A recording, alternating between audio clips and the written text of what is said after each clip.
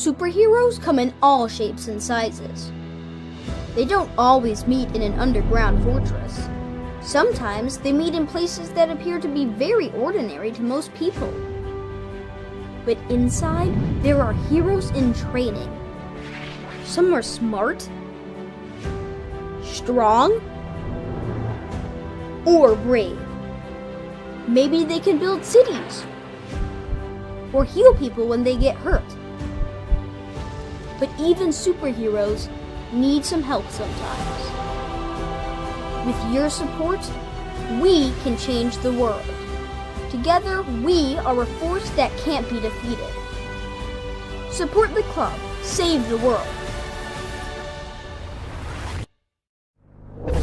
Support your local superheroes and donate now to the Boys and Girls Club of Noblesville at bgcni.org.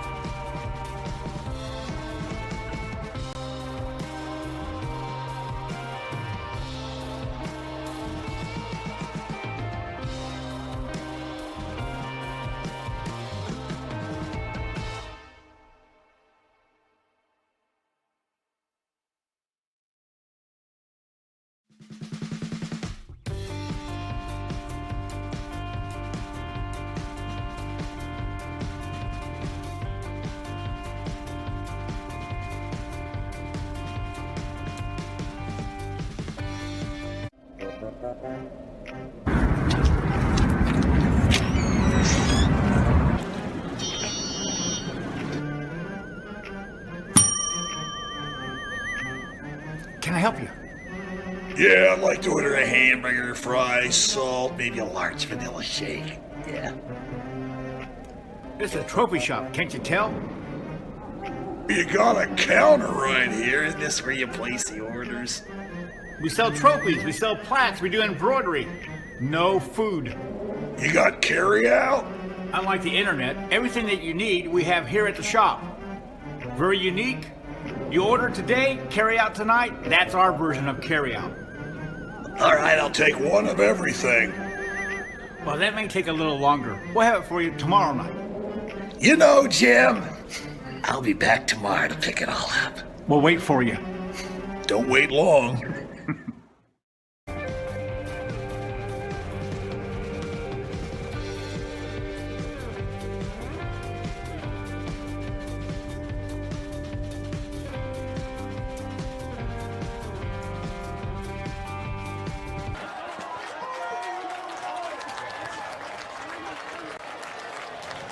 Good evening, everybody. Welcome to tonight's broadcast of IHSAA football on Hamilton County Television, presented by Logan Street Signs and Banners, 29 years in business. We are ready for the kickoff.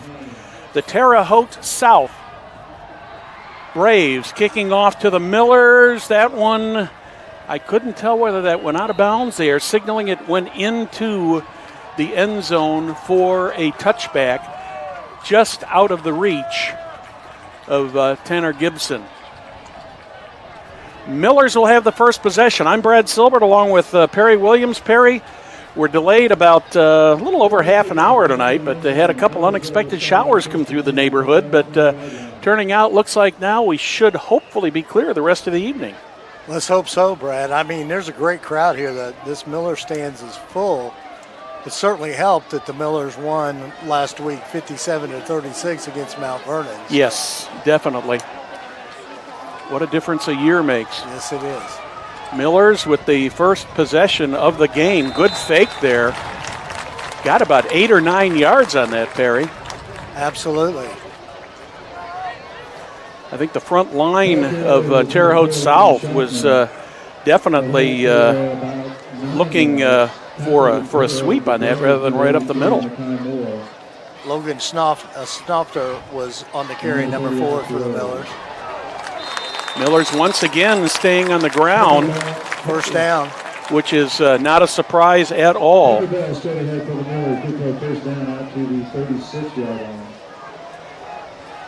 So the Millers have picked up 11 yards on their first 2 carries. Only passed 3 times in the victory last week against Mount Vernon.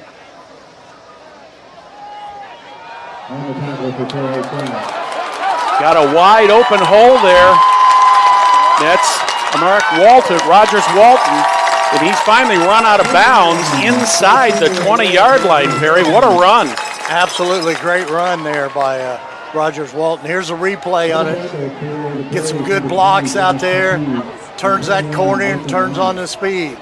1 man to beat. Well, actually 2 men to beat. Finally got him out of bounds right about looks like they put it on the 19-yard line, so that'll be another first down for the Millers. Into the end zone. Millers. Into the end zone goes Logan Schaffner, starting where he left off last week, setting a record last week at Mount Vernon for the Millers. Yeah, he gained 354 yards, which is a school record. Here's the play again. Good blocking out front for him, and then he just turns on the afterburners there, and wait, that was the first down play. Here's the extra point. Never mind, we're going to do this. We're going to have a flag on this. Encroachment is going to be called against Terre Haute South. So now here's the replay on that touchdown by Schaffner.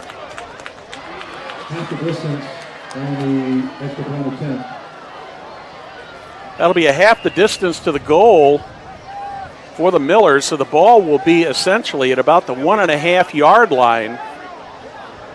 And it looks like the Millers are going to try a 2-point conversion here, Perry. They've had a lot of success running so far. 4 plays, 4 big gains. Metterding under center there for the Millers. Touchdown, Millers. I believe that was Parker Bell who put that in. Absolutely. Parker Bell on the 2-point conversion. Millers up 8-0. You're watching Hamilton County Television Sports presented by Logan Street Signs and Banners in Noblesville. Hey, celebrating over 29 years, Logan Street Signs and Banners specialize in last-minute signage and banners. Serving Noblesville and Hamilton County since 1992. Contact them at 317-772-7200 or visit their website, www.loganstreetsigns.com, or follow them on Instagram, Facebook, and Twitter. I'd like to also thank our other great sponsors here on Hamilton County Television, that being at Noblesville Trophies, Gaylor Electric, Chuck Goodrich, President and CEO, Church, Hiddle, and Antrim, Jamie Carmesino, Carpenter Real Estate, Blades Audio Video Security, Schwartz Bait and Tackle, and the Hamilton County Reporter. Thank you for making these broadcasts possible. So it took all of 1 minute and 7 seconds for the Millers to score 4 running plays. The big play, about a 70-yard gain there, getting inside the 20-yard line, and the Millers are in business. Kickoff is short, taken by the up man. I believe that's number 20, Josh Cote, with the ball. Cote gets it about the, 47 or 48 is what it looks like they're gonna spot it. The Millers last week, Brad, on the kickoffs, some of them they kicked short, some of them they kicked long. I think that kicking group that we have this year is kind of young and new, and I think Coach Sharp is just trying to feel his way through what we need to do here. Here we go. The Braves start in excellent field position. They placed it at the 46, Perry. Kyle Cote, the quarterback. That's the running back, Josh Cote. He's lucky to get back to the line of scrimmage before he's met by several Millers there. They do give him a yard on the play, so it'll be 2nd and 9. I think Rogers Walton was on the first one on that tackle for the Millers there. A couple teams that like to run the ball. We'll have to see defensively now if the Millers can put up a good defensive stand here and get this ball right back. Shotgun formation, one man back with the quarterback. Cote drops to throw. He's got a man open. It's intercepted. Millers have got it. That was intercepted by number 13, Trey Speak. Speak goes out of bounds at about the 49-yard line. Perry, here's a replay. What a turn of events here right at the beginning of this game in the first 2 minutes.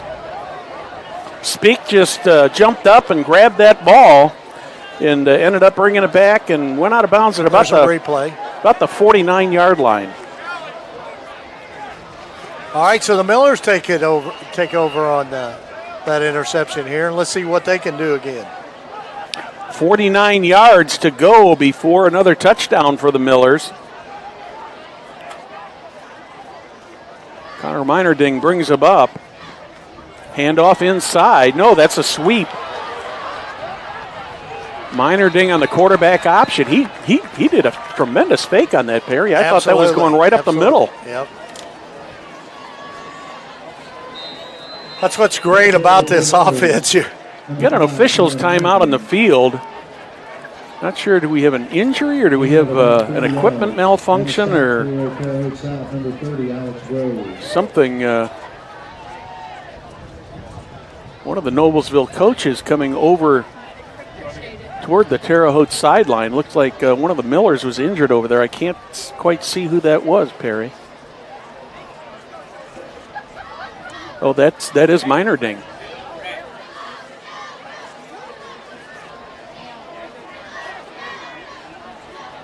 He looks like he's just walking it off here. So yeah, so that means we'll have to. He'll have to stay out at least one play since the play was stopped. And that'll be Jace Riggs in at quarterback. He's a junior. He's 5'10", 180 pounds.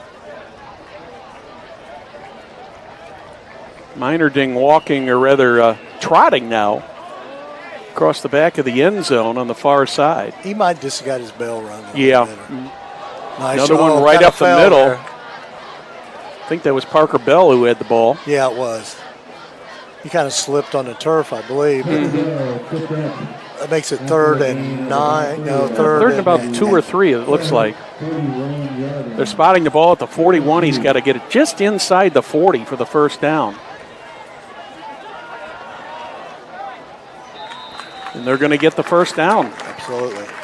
Once again, the Millers, who only ran the ball about 99% of the time last week, only throwing 3 times in their victory over Mount Vernon last week, continue to keep the ball on the ground. Yeah, but the one thing about it, Brad, is when you gain 588 yards on the ground, you don't really need to throw. This is Brian Gomez Sanchez, the running back. First time he's touched the ball tonight. He had a good ball game last week. He gained over 100 yards last week. Just put 4 more on the in the books for him. It'll be 2nd and 6. If the Millers can, get that 4 yards, that first down, it helps a lot, Brad. Riggs still in there. Nice blocking up front. Logan Schaffner on the carry, number 4. Depending where they place the ball, that's going to be pretty close to a first down, it looks like. It looks like they put it at about the 28. They got to get between the 20. They got about 1 yard to go here in this third down play. Looked like it was on Terre Haute, but let's see if the Millers Let's make sure they weren't drawn offside. Well, but don't look like it. So that's going to give the Millers a first down here. So the Millers get the first down the easy way on the penalty, and they continue to move the ball quite efficiently. This drive started at the Braves 49 after an interception. Riggs still in at quarterback for Mernadine. Picked up a couple yards there. Yeah, that was Bell. I think it was Parker Bell once again. Gets it down to the 20. So that'll be about a 2nd and 7 from the 20. 6th or 7th, I lost count here. It's either the 6th or 7th play of this series. Right up the middle goes Logan Schaffner. And like you said, Perry, if they can continue to gain yardage on the ground like this, there's absolutely no sense in putting the ball up in the air. In that particular play, they gained about 6 or 7 yards, get a first down just inside the 10, so actually call it 1st and goal from the 9.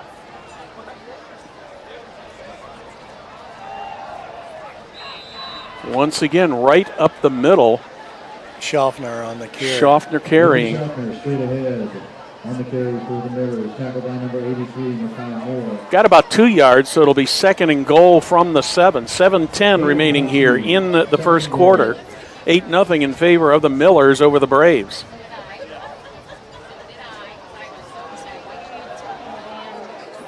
Bell with the ball. I think he's going to be a little bit short there, Brad. Yeah, he got down to about the 2. Uh-oh, some lightning in the neighborhood.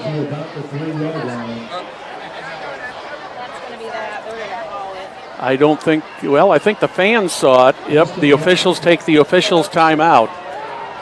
We're going to clear the field, folks. Yeah, unfortunately, well, fortunately and unfortunately, the fortunate side is that there's absolutely no sense in taking any chance on safety, especially if there's lightning in the area. The unfortunate thing is now we have to wait at least 30 minutes or 30 minutes until the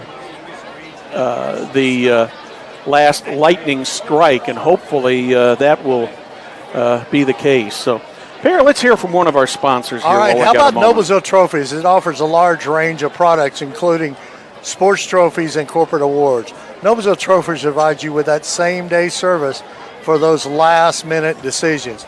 Contact them at 317-773-7391 or check them out online at noblesvilletrophies.com. Gaylord Electric, Chuck Goodrich. Gaylord Electric is the highest performing national contractor of excellence since 1984. Gaylord Electric success continues to be built upon the cornerstone of reliable resources, reliable outcomes, insights fueled by our genuine care for people. Gaylord Electric, along with Chuck Goodrich, President and CEO, are proud sponsors of Hamilton County sports. What about Church, Hiddle, and Antrim, attorneys at law? Since the establishment of Church, Hiddle, and Antrim in 1880, our neighbors, community leaders, businesses, and school districts have placed their trust in us to solve their most challenging legal issues. We have a rich history for helping our clients when they need it the most. Give us a call at 317-773-2190. You know, Brad, it's always great to get our sponsors' reads in here because we couldn't do this without our sponsors. Exactly. But you know, Perry, let's just talk a little bit about what this weather has done this afternoon. As I was driving up here, up State Road 37, coming up here late this afternoon, about 5:30 or 6 o'clock, I did see some lightning off to the off to the north of us, and then we went through a very, very heavy period of rain shortly after 6 o'clock, between 6 and 6:30. And the bottom line is right now is that the even though it is not raining here at Beaver Materials Field, probably within a couple within a couple of miles of us, basically to our east and to the southeast, there is a line of storms there, and that is what is responsible for this delay. And, once again, we just can't stress enough the importance of the safety of not only the players but the fans and everybody involved here. We may not see a drop of rain come out of this, but you just can't tell, especially with the atmosphere as unstable as it is nowadays. And of course, I'm not a meteorologist, but I don't even play one on TV. So, in that, Perry, let's just talk a little bit about this Miller team this year. A year ago, these two teams met, and they met in Terre Haute, and the Millers came away with a victory, 27-7. No, I'm sorry. They won last year 50-0. Yeah, 50-0. I was looking at the game. Last week they got beat by Harrison, 27-7. That same team, that's a team tonight that Westfield's playing up at Harrison tonight. Mm-hmm.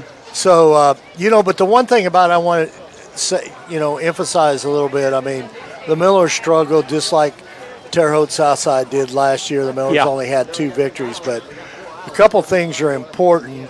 The Millers put on 57 points against a good Mount Vernon football team. Mm-hmm. Okay, and the other thing is, Brad, that since 2009, that's the first time the Millers have scored 57 points. So and only since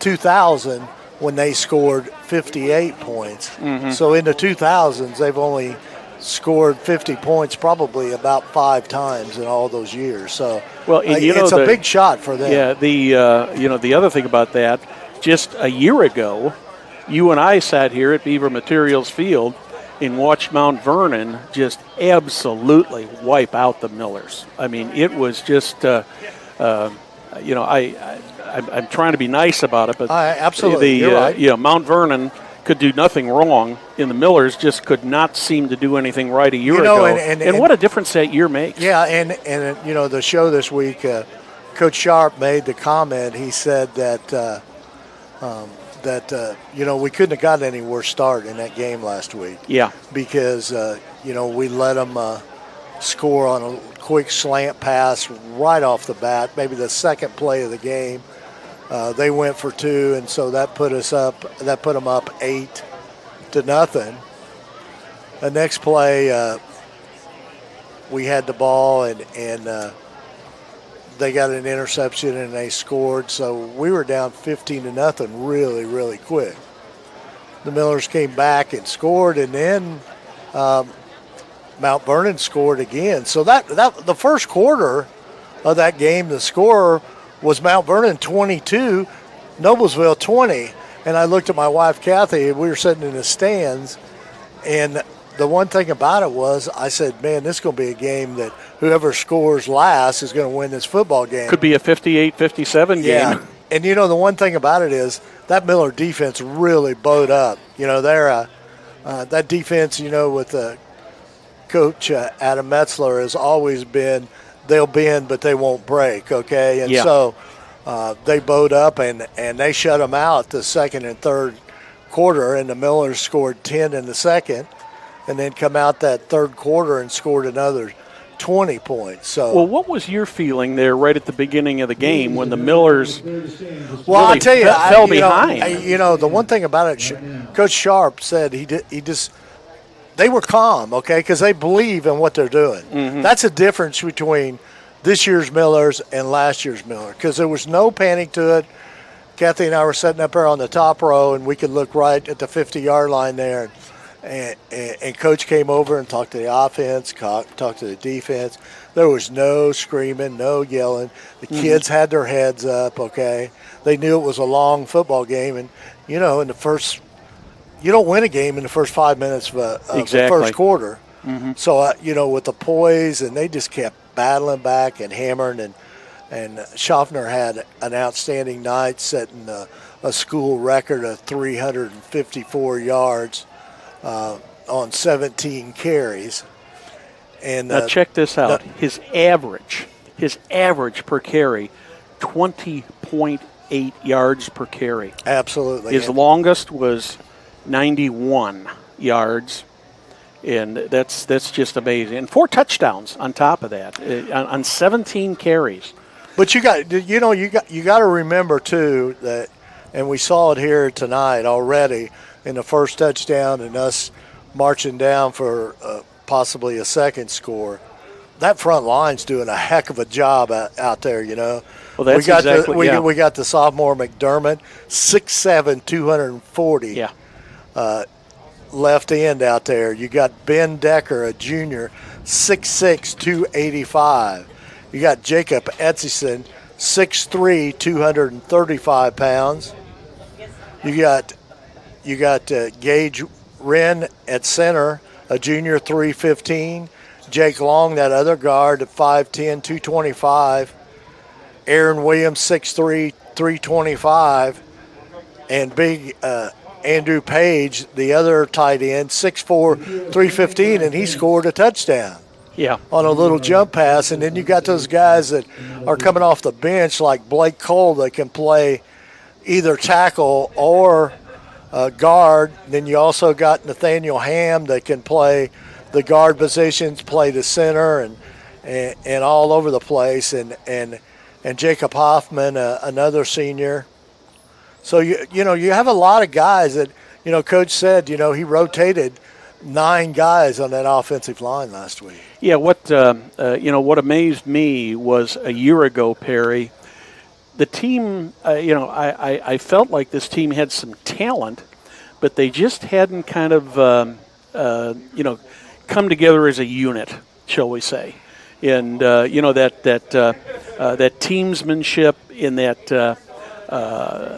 just that idea of playing together and playing as a unit in that. And you look at that first drive for the Millers, and, they started right there at the 20 or 25-yard line and promptly, in 4 plays took it, 70, 75 or 80 yards. And just, to coin a phrase, they kind of made it look easy.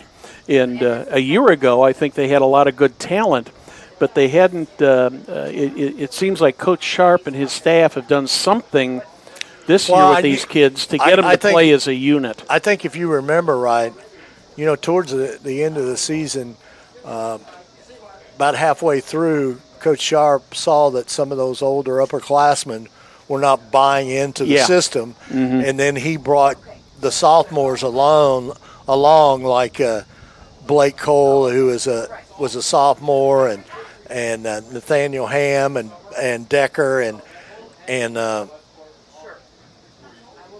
and Page. Those were all sophomores last year, and he started playing them. And I could tell you what, these kids, especially the line, and they've all worked very, very hard. Yes, and now they believe, okay? And because you've been around a long time watching this football, and you down in your area, you had 2 of the masters, okay, down there in Scott May and Coach Rob Cutter for years. Yeah. And then you had on the Fisher side there, you had some great coaching there. The legendary Rick Wimmer. Yeah, so you saw, and those kids believed, and they never thought they were out of a football game, okay? And I think that's what we saw against Mount Vernon last week, or I did, okay? But we have to realize, okay, we're up here. We beat Mount Vernon pretty handily last week, but the rubber meets the road starting next week, okay? Yes. When you start playing in that Hoosier Crossroad Conference. And it's the same for everybody in that Hoosier Crossroad Conference, okay? The rubber meets the road when you start playing conference. Well, let's talk just a little bit about this conference, Perry. You've got 8 teams in this conference that are just extremely good football programs. Good, most of the athletic programs in the HCC are just excellent. Very, very good to excellent. Regardless of what sport you look at, you can look at the big 3. You can look at football. You can look at basketball, both the girls and boys. Baseball, softball, probably the five biggest ones, and then add some of the other ones in there. You look at track teams, you look at golf teams, you look at cross country and swim teams and things like that, and you've just got some extremely good athletes. But in the there. why we have that, I mean, we have some dedicated athletes, and we all have great facilities. Yes. I mean, and Noblesville's stepping up, and next year, this is the last year for Beaver Material Field. It will still be here, and we'll play lacrosse here, I believe, and maybe do a few other things. But the new stadium will be kicking off there next season, and it's going to be an exciting time. I mean, and this Hoosier Crossroad Conference is not getting any easier. I mean, you take last weekend, Westfield got beat by 14-0. Yes. And he had 3, and I'm not making any excuses, okay, because the Cathedral is a good football team. Yeah. And you and I have always said Cathedral is one of those very few schools in the state of Indiana that all they do every year is reload. Exactly. I mean, they're just a great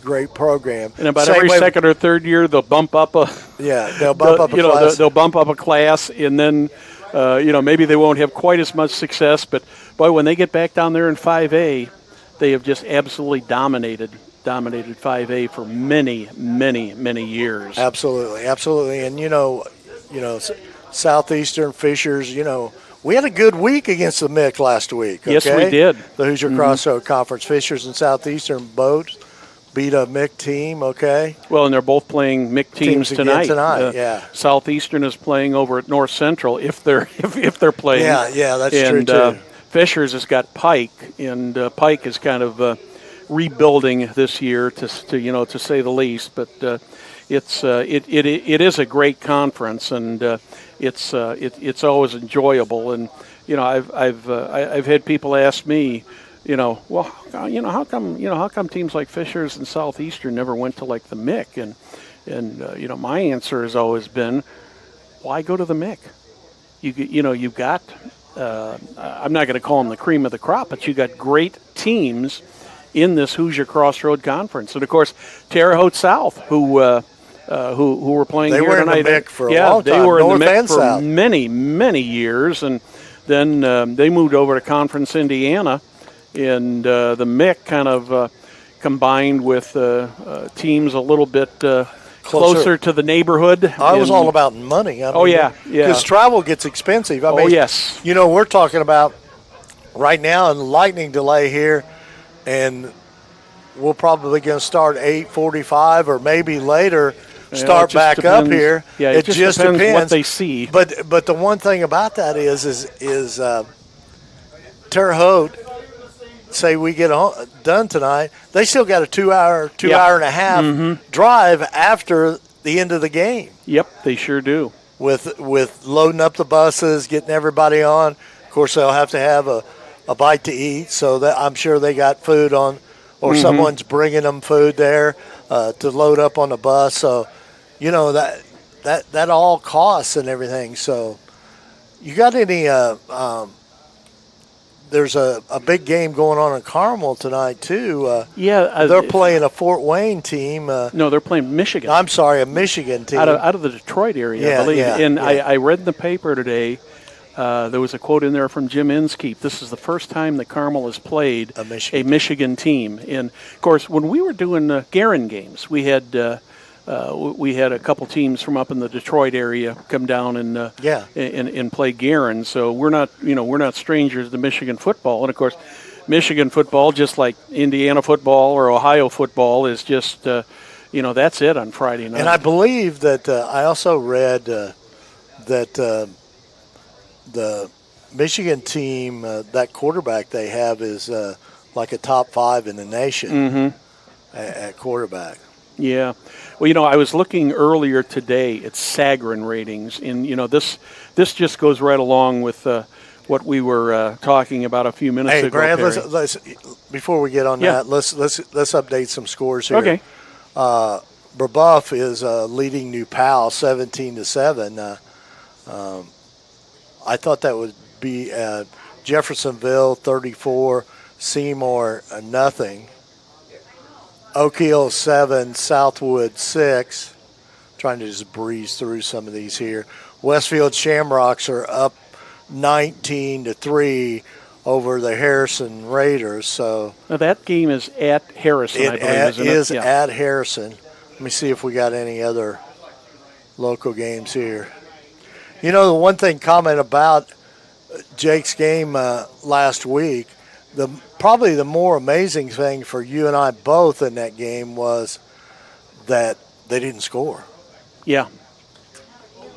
Yeah. And you know the last time they didn't score in a football game, you and I broadcasted.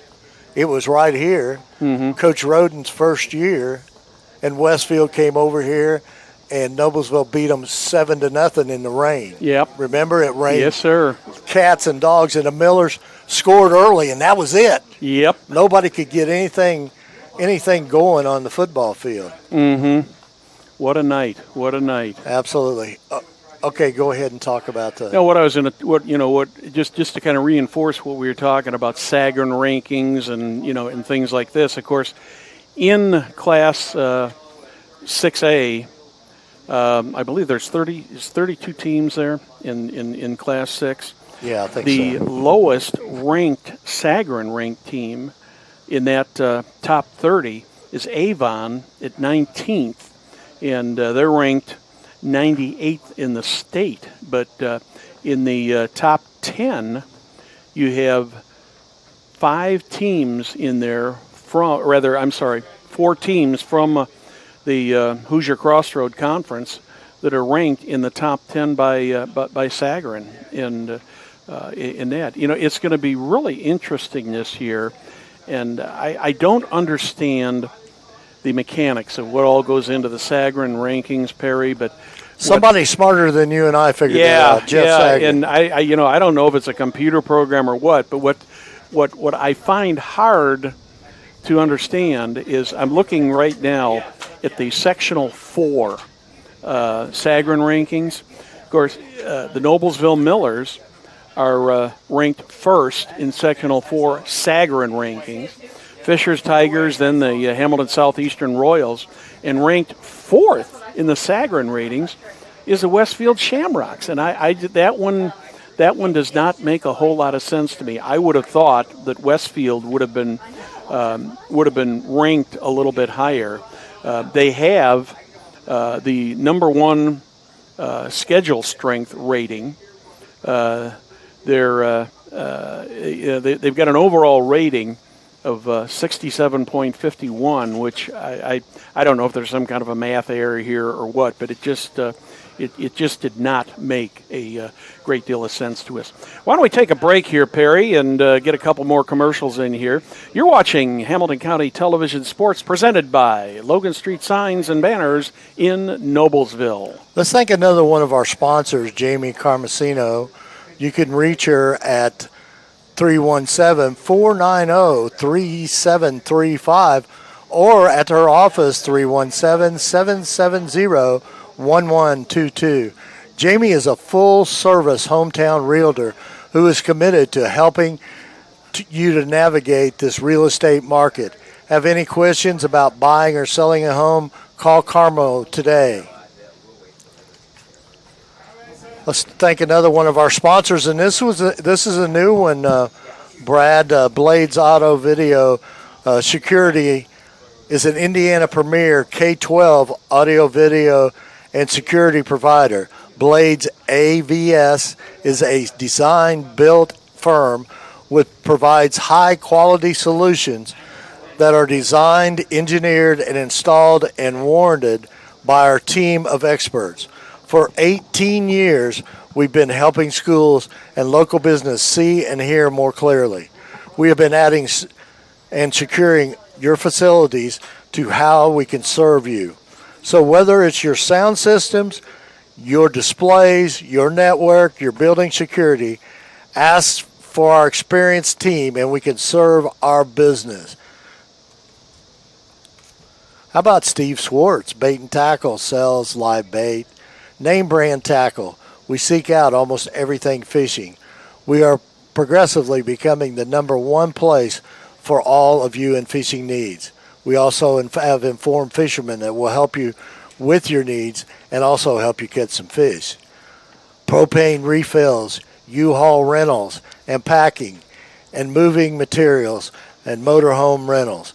Located on State Road 19. Give them a call at 317-776-0129. Well, Perry, I'm told now that it will be approximately 9:04 when this game can resume. That's the bad news. The good news is, in looking at the latest radar, it appears as though the storms are moving away from Noblesville, but as we look directly out to the east here, the sky is still extremely dark, and there is some heavy rain just to the east of us. But fortunately, there has not been any lightning strikes out there, at least that we have not seen. We're going to go to play some commercials, and then we'll come back on the air with live audio at 5 minutes, around 9 o'clock. We're going to take a little break here, let you hear from some of our sponsors, and we will come back live at right about 9 o'clock. You're watching Hamilton County Television Sports, brought to you by Logan Street Signs and Banners in Noblesville.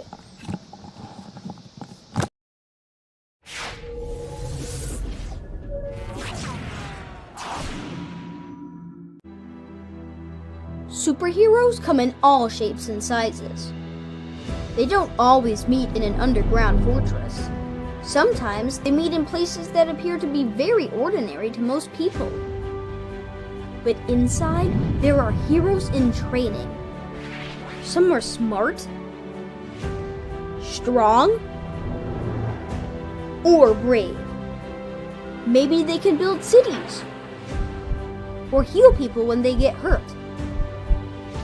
But even superheroes need some help sometimes. With your support, we can change the world. Together, we are a force that can't be defeated. Support the club. Save the world. Support your local superheroes and donate now to the Boys and Girls Club of Noblesville at bgcni.org.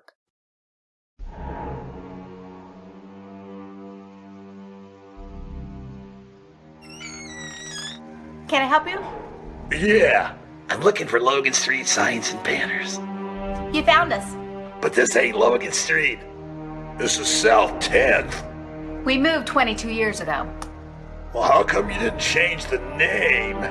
That would have just confused people.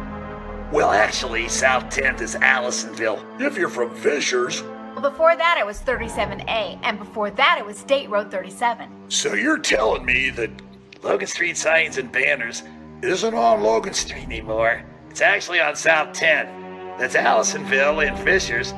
And before that, it was 37A and 37? So you got that straight? Logan Street Signs and Banners conveniently not located on Logan Street, but rather South 10th Street in Noblesville. Exactly.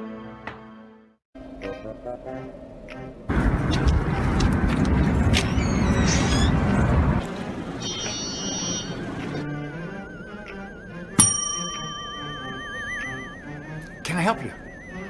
Yeah, I'd like to order a hamburger, fries, salt, maybe a large vanilla shake. Yeah.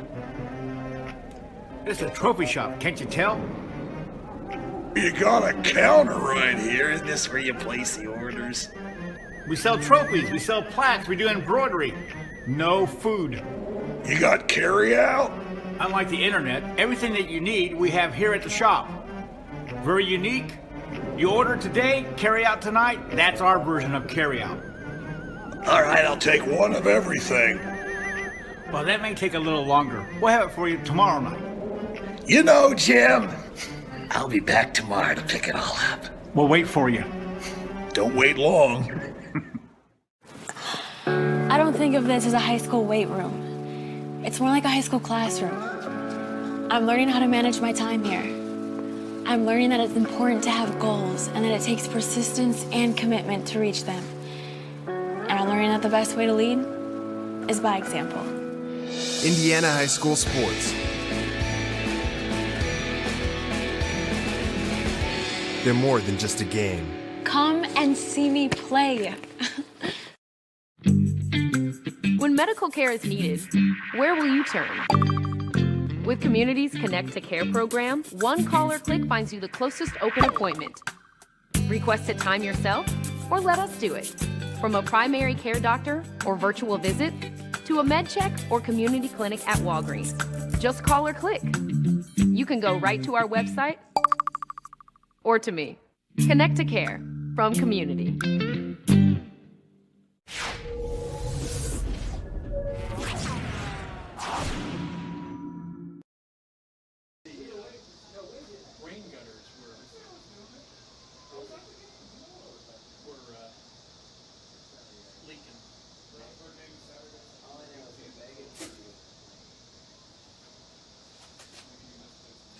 Papa John's is on about pizza.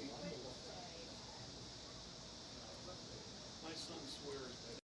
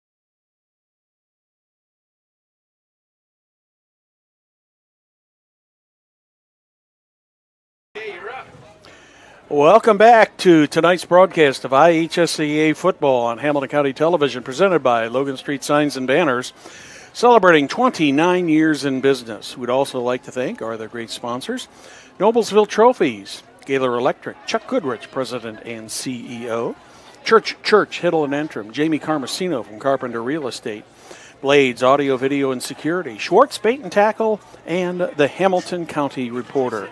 I'm Brad Silbert, along with Perry Williams, our technical director tonight, Jim Wofford, camera operator Bill Wofford. We have been under a rain and lightning delay here at Beaver Materials Field, and it looks like we may be back playing football in about 10 or 15 minutes. They have reopened the gates. The fans who have remained in the area are coming back in. I was telling Jim Wofford a few minutes ago, it looks like about half of them have probably left and gone home, and hopefully they're watching us here to see the end of this game. Perry, we started off with a bang. We're only 6 minutes, 40 seconds, about halfway through the first quarter, and the Millers so far have dominated this game. Absolutely. The one thing about it is the Millers scored right off the bat there, just like you said, Brad, and they're threatening again here when we resume play with 6:40 left to go in the first quarter. We're second and goal. So yeah. And once again, they've done all of this on the ground as they did last week, with the exception of 3 plays that went through the air. And the Millers have the offensive line has done just a great job of opening excellent holes up there for the for the runners in that. But we are told that the teams are coming out of their respective locker rooms, so they ought to make an appearance back here once again momentarily.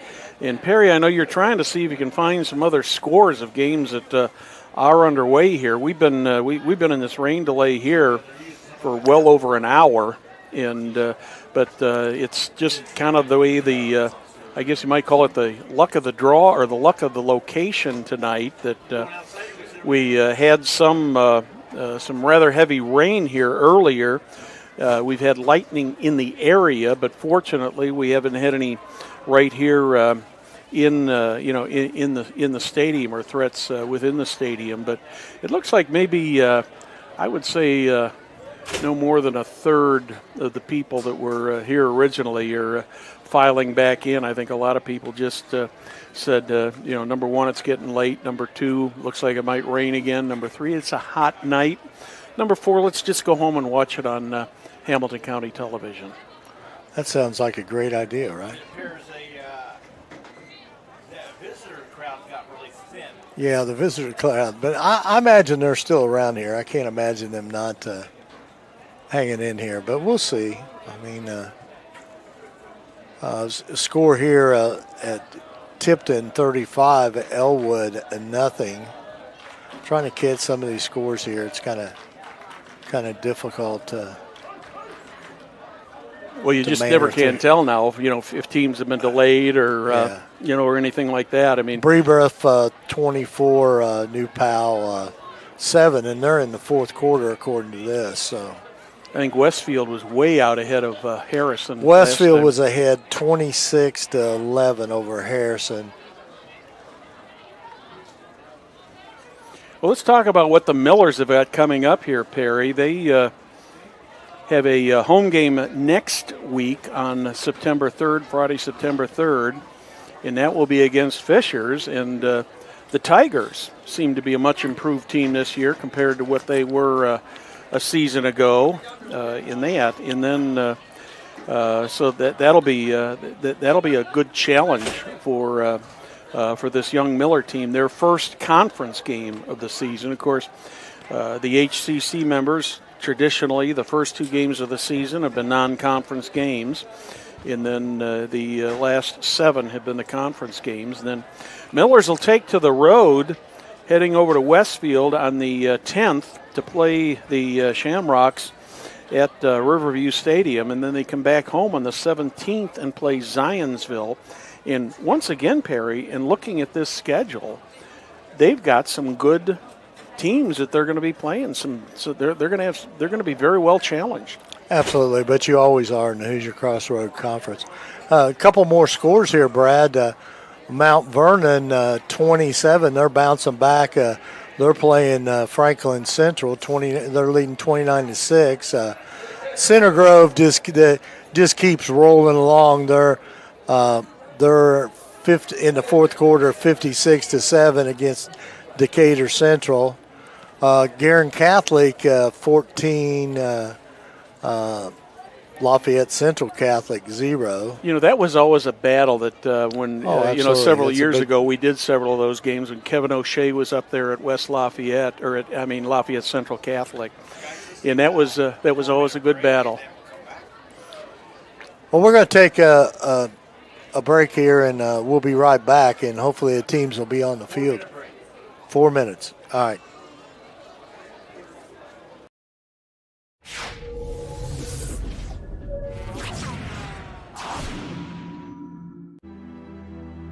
Superheroes come in all shapes and sizes. They don't always meet in an underground fortress. Sometimes they meet in places that appear to be very ordinary to most people. But inside, there are heroes in training. Some are smart, strong, or brave. Maybe they can build cities or heal people when they get hurt. But even superheroes need some help sometimes. With your support, we can change the world. Together, we are a force that can't be defeated. Support the club. Save the world. Support your local superheroes and donate now to the Boys and Girls Club of Noblesville at bgcni.org.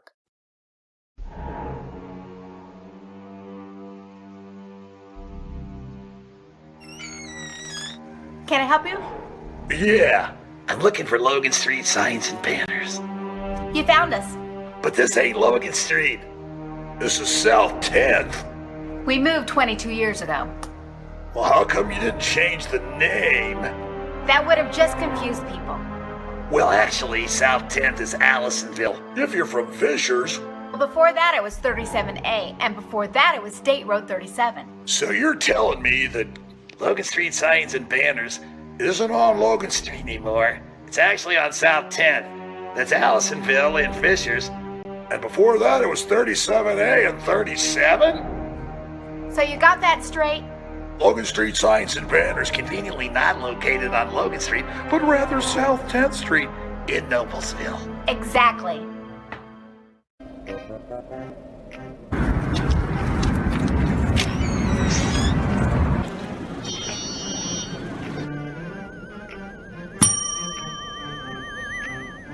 Can I help you? Yeah, I'd like to order a hamburger, fries, salt, maybe a large vanilla shake. Yeah. This is a trophy shop, can't you tell? You got a counter right here. Isn't this where you place the orders? We sell trophies, we sell plaques, we do embroidery. No food. You got carry-out? Unlike the internet, everything that you need we have here at the shop. Very unique. You order today, carry out tonight. That's our version of carry out. All right, I'll take one of everything. Well, that may take a little longer. We'll have it for you tomorrow night. You know, Jim, I'll be back tomorrow to pick it all up. We'll wait for you. Don't wait long. I don't think of this as a high school weight room. It's more like a high school classroom. I'm learning how to manage my time here. I'm learning that it's important to have goals and that it takes persistence and commitment to reach them.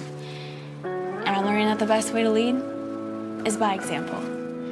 Indiana High School Sports. They're more than just a game. Come and see me play. When medical care is needed, where will you turn? With Community's Connect to Care program, one call or click finds you the closest open appointment. Request a time yourself or let us do it. From a primary care doctor or virtual visit to a med check or community clinic at Walgreens. Just call or click. You can go right to our website or to me. Connect to Care from Community.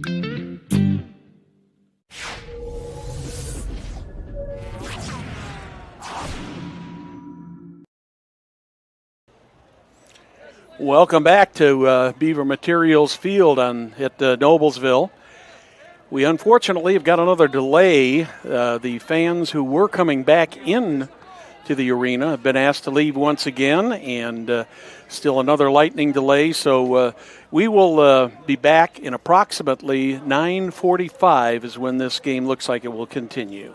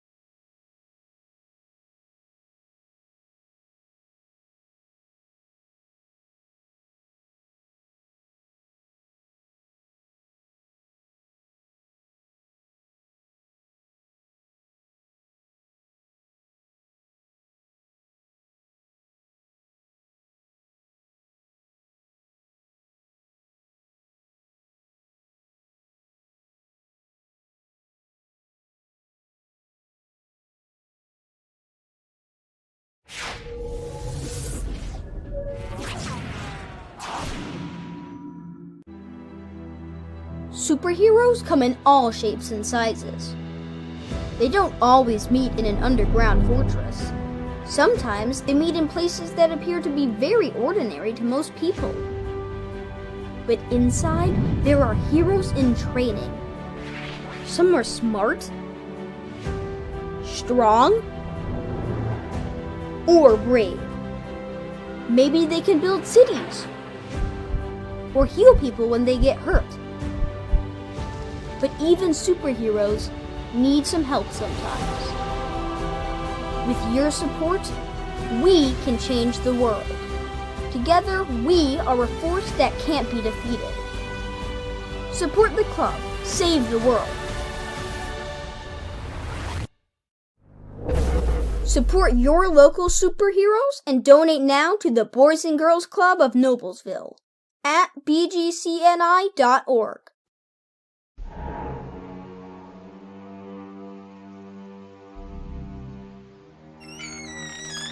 Can I help you? Yeah, I'm looking for Logan Street signs and banners. You found us. But this ain't Logan Street. This is South 10th. We moved 22 years ago. Well, how come you didn't change the name? That would have just confused people. Well, actually, South 10th is Allisonville, if you're from Fishers. Well, before that it was 37A, and before that it was State Road 37. So you're telling me that Logan Street signs and banners isn't on Logan Street anymore? It's actually on South 10th. That's Allisonville and Fishers. And before that it was 37A and 37? So you got that straight? Logan Street signs and banners conveniently not located on Logan Street, but rather South 10th Street in Noblesville. Exactly.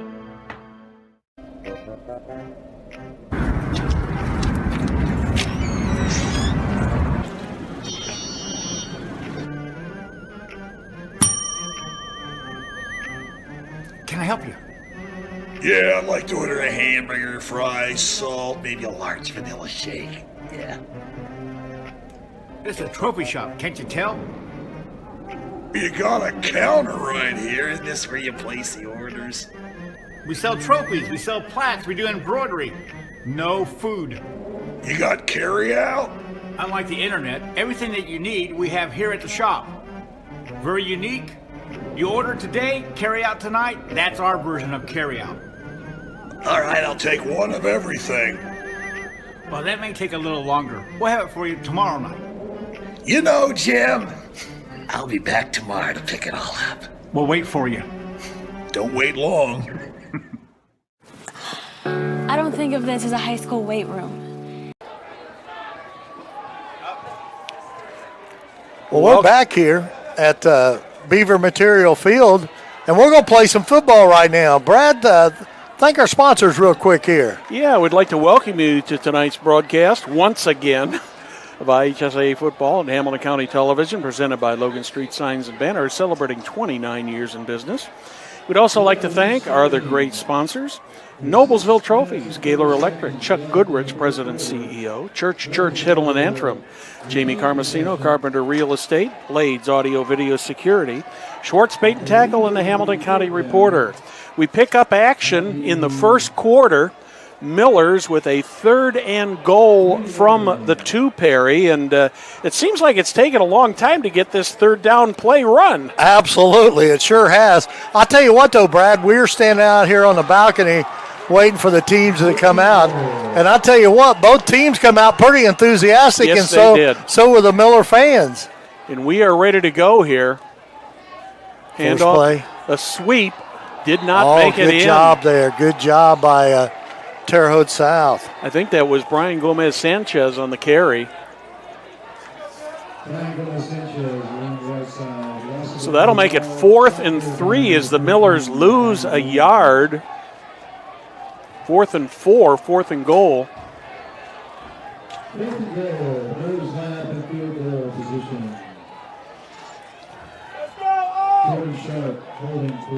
Linville is kicking. He hit a field goal last week at Mount Vernon. It's up. It's it is good. 5:51 remaining in quarter number 1. Now the Millers 11 The Terre Haute South Braves, nothing. You're watching Hamilton County Television Sports presented by Logan Street Signs and Banners in Noblesville. Celebrating over 29 years, Logan Street Signs and Banners specialize in that last-minute signage and banners, serving Noblesville and Hamilton County since 1992. You can contact them at 317-773-7200 or check them out on our website, loganstreetsigns.com. What about Noblesville Trophies? Offers a large range of products, including sports trophies and corporate awards. Noblesville Trophies provides you that same-day service for those last-minute decisions. Contact them at 317-773-7391. Well, the Millers have had 2 possessions here in a little bit over 6 minutes here in the first quarter, Perry, and they've hit pay dirt on both of them. A touchdown and a 2-point conversion and a field goal. So the Millers are out ahead 11-0. And here's the kickoff. Taken at the 10. Out to about the 30. Nice return there by Terre Haute South. I think that was Crawford, number 15 on the kick. Or was it? No, it was 85. I apologize.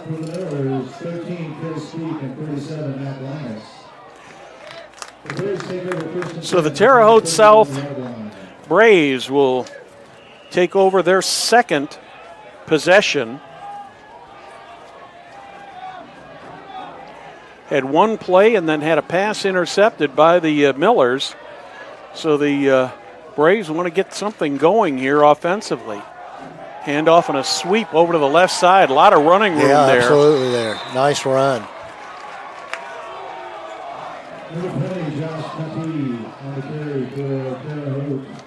Batee on the carry there. Cole Richardson and Gavin Kenyon on the tackles for the Millers.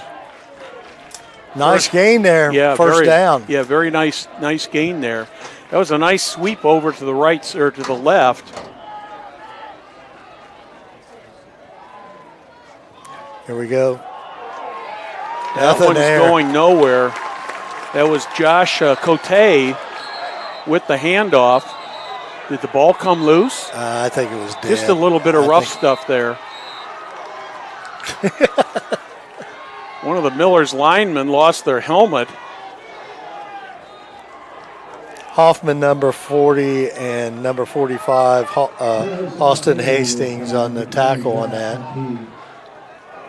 No gain on the play, but there is a flag on the play. I imagine we might get some offsetting unsportsmanlike conduct on this. It's going to be called on the Millers. Yeah. I know Coach Sharp is not happy with those kind of things, you know. But those kids have been sitting in the locker room for a while. Yeah, and they're pumped. That's a 15-yard penalty on the Millers.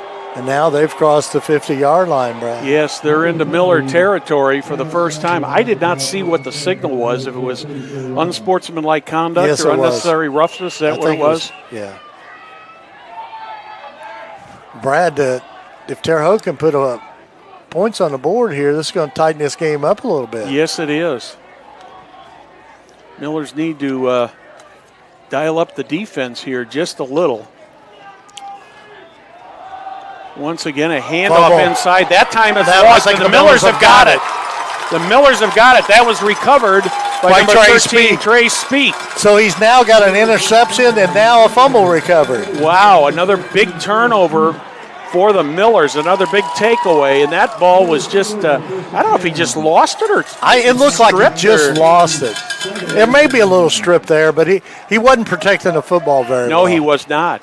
So the Millers take their third possession. Here goes again. Let's check this out, Brad. No, I think it was a strip. It looked like Kenyon stripped the ball. Stripped the ball when he came by. Another run right up the middle for the Millers. Get good yardage on this one. Picked up about 7. Man, when you can get 5 to 7 yards on that first down, Brad, that's big. That'll be a second and about 3 or 4. Riggs still in there at quarterback for the Millers. Murderding went down on the sidelines, and right up the middle once again. He's still on the sidelines for the Millers. You know, one of the things the Millers have been doing very, very well tonight, Perry, is faking with that ball because absolutely. I thought for sure that Gomez Sanchez had that ball. They're right up to the line quickly. Triple backfield. Another good run by the Millers. Nice run. Rogers Walton, number 9. The 5'10", 210-pound senior. That's good for about 5, so it looks like it'll be about 2nd and 5 from the Braves' 45.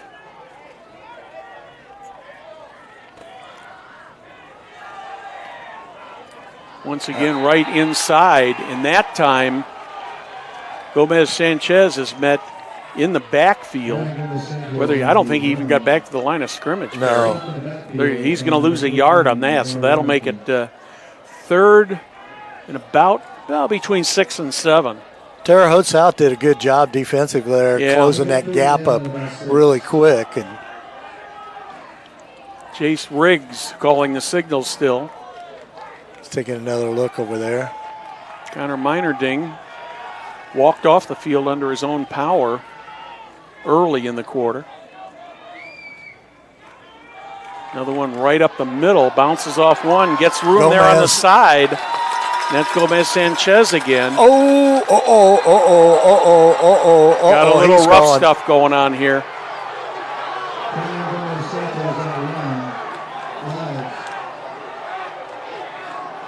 That all happened away from the play, but boy, it got a little ugly over there. It got a little ugly over there, right at the 45-yard line. And you saw 4 or 5 Noblesville coaches come out onto the field to keep their players under control. Referees huddling up there right at the 45. We'll have to see what the call is. There's 3 flags on the field. Well, the big one's got to be. Well, with the thing we couldn't see, Perry, unfortunately. What caused it? Yeah, we could not see who instigated it, but the official's talking it over right now at the 45, so we'll have to see what they call here, see if there's some disqualifications also, because this game has gotten a little bit rough. 2:35 remaining here, quarter number 1, Millers ahead. 11-0 here on Hamilton County Television. Hamilton County Television Sports brought to you by Logan Street Signs and Banners.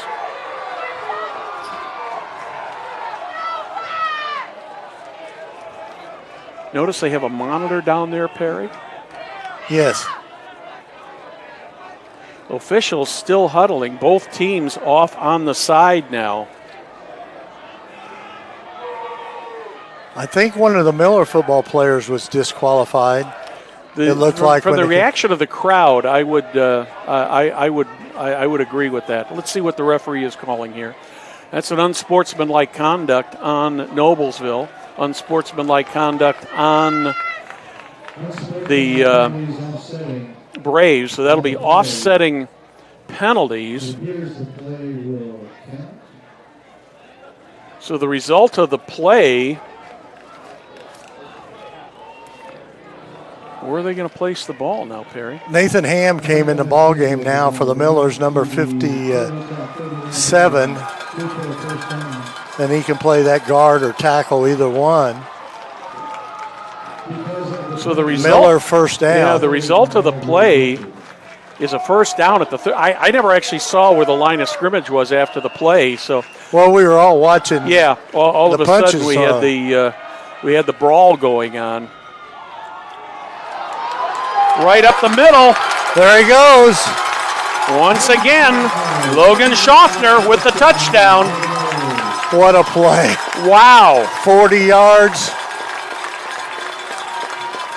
Right up the middle. Great fake by Gomez. I thought Gomez had the ball at first. Here's the play. Gomez coming around. Everybody looking. Schaffner right up the middle there for the TD. 41-yard touchdown.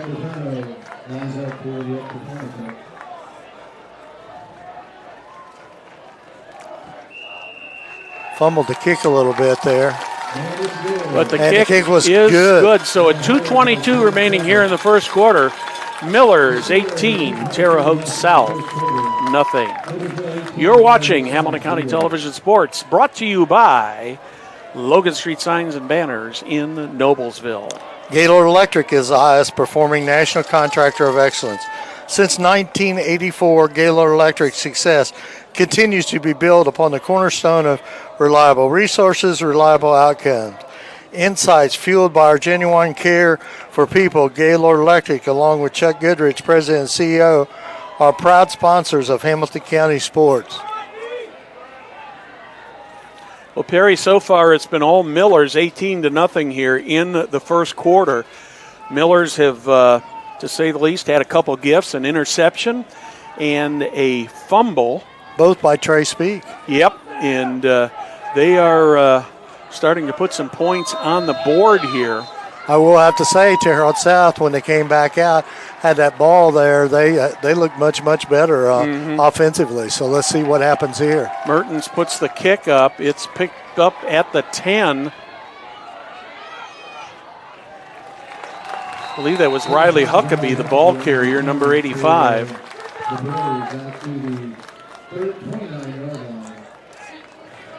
Speak on the tackle for the Millers. So the ball will be placed, I believe, at the 29-yard line. Will be 1st and 10 for the Terre Haute South Braves. This is their third possession.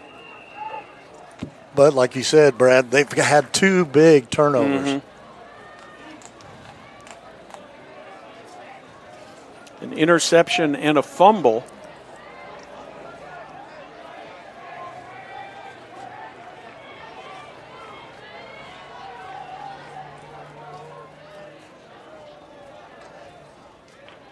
Empty backfield, 3 wideouts. Draw play. Quarterback draw there. There's going to be a penalty called on this. The flag went down. I think that's probably going to be either illegal motion or possibly a hold. Hold against Terre Haute. Nice run there, but it gets that flag back went, because that of the flag hold. went down at the 25-yard line, which is 5 yards behind the line of scrimmage. So that effectively is going to be a 15-yard penalty on the Terre Haute South Braves. The ball is placed just inside or just across the 15-yard line. Well, in case you just tuned in, we're still in the first quarter with 2 minutes left here. The Millers are up 18-0 as we've had lightning delay several times, I guess I'll put it.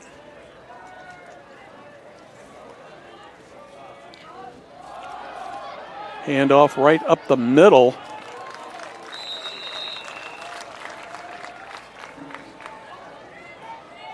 That was Josh Cote, the ball carrier. Austin Hastings for the Millers, number 45, with the tackle. Hastings, a 5'10 sophomore. 2nd and 17 from the 22.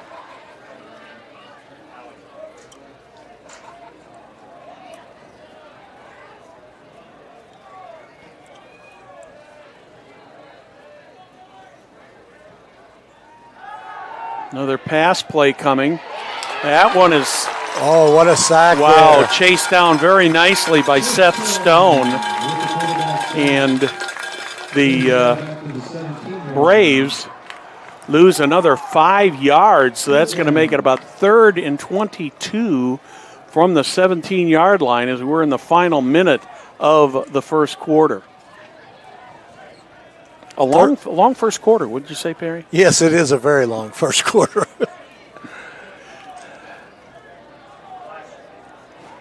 The Braves have got to run another play here before the end of the quarter. They cannot run out the clock. They're down to 5 seconds on the game clock. Pass quick complete pass right in screen. right in the middle. Uh-oh. That's Cote complete. A hard tackle there, but nobody complaining, shall we say. Hastings on tackle there. So And that'll be the end of the first quarter here. Millers ahead of the Braves 18-0. You're watching high school football on Hamilton County Television, brought to you by Logan Street Signs and Banners in Noblesville. Since our establishment of Church Hill and Anthem in 1880, our neighbors, community leaders, and businesses, school districts have placed their trust in us to solve the most challenging legal issues. We have a rich history of helping our clients when they need it the most. Give us a call at 317-773-2190. All Millers in the first 12 minutes, Perry, with one interception, one fumble, 2 touchdowns, 1 2-point extra play, and 1 field goal. So they've just about done it all here in the first 12 minutes. Yeah, and on the other side of the ball there, Terre Haute South has, a couple times looked like they were moving the ball pretty good. Mm-hmm. Then they had an interception, then they had a fumble, and and then they had a penalty that was a big penalty. Yeah, that holding penalty really penalty. put them in a hole down there.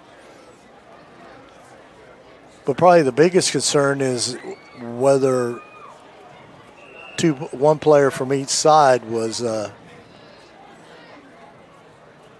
had to leave the game. Yeah, I would assume with as rough as that it was pretty bad. It was pretty bad. There were definitely some ejections there. But we're not going to comment on that Yeah. until we know.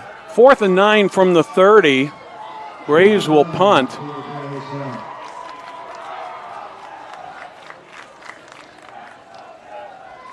Millers were coming there. Yeah, almost Nice punt, almost though. blocked. That one's picked up by Schaffler.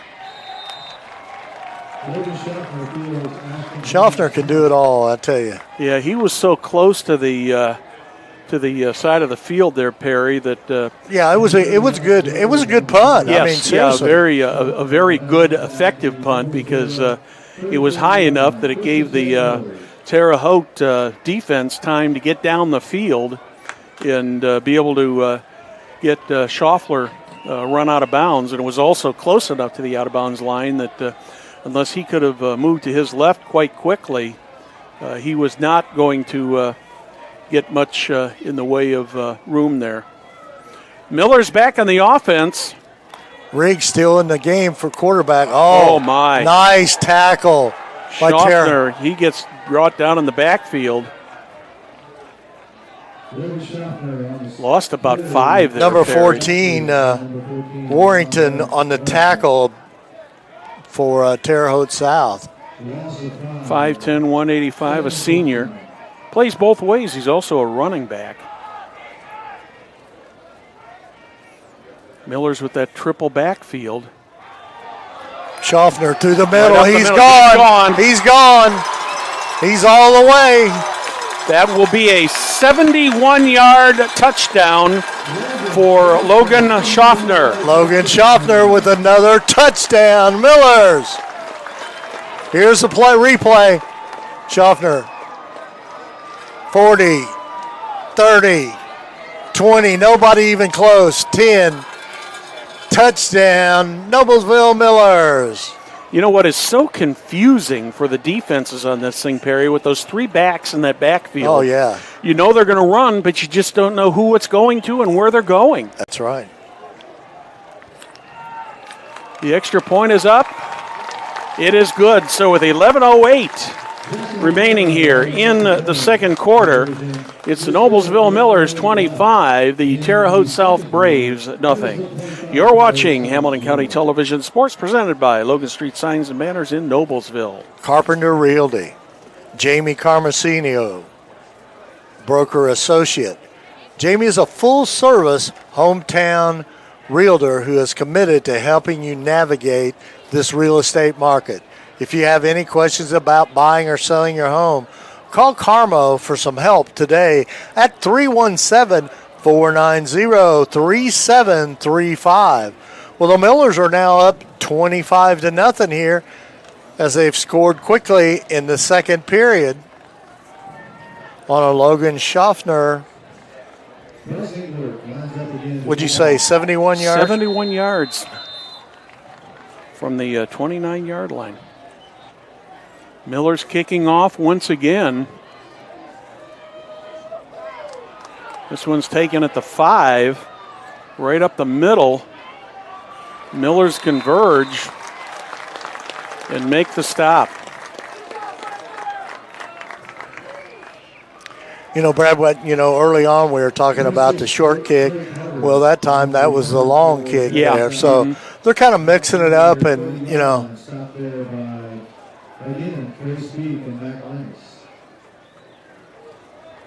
Trey Speaks played a great game so far. The last 2 kickoffs, he's been the man with the tackles and on the kickoffs, and then he's got a fumble and he's got an interception tonight. So defensively, he's having one whale of a ball game.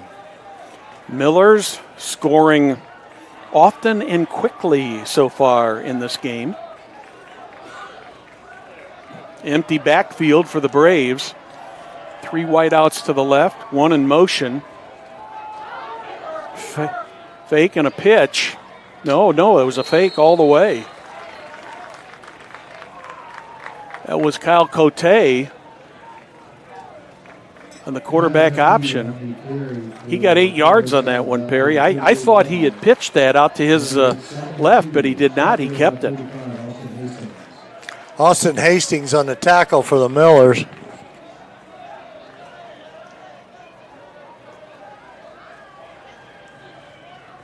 Once again, both these teams working very quickly. I think he got enough for the first down. Yeah, I thought he was going to be stopped at the line of scrimmage, but he managed to get through there and get just enough to get the first down. Had to get to the 41, and that is exactly where he got to when he was finally stopped. Joshua Rogers on the tackle. Coming up in 10 minutes remaining here in the first half. Thank you for joining us tonight on Hamilton County Television. High school football brought to you by Logan Street Signs and Banners. Pass just over in the flat there. That was intended for Amari Wilson. Just a little bit out in front of him. But even if he'd have caught that ball, Perry, he had a couple Millers right around there who I don't think he would have gone very far. I don't know whether he wanted to catch that thing there. I'm sure he wanted to, but, it's one of those things that. 2nd and 10 for Terre Haute South. Ball at the 41. Zachary Lee comes in for the Miller, 6'2", 265 junior.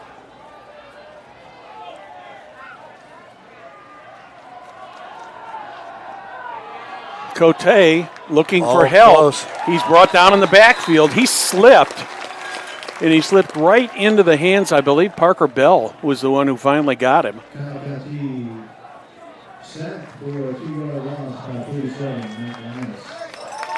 Loss of 2 on the play, so that'll make it 3rd and 12 for the Braves.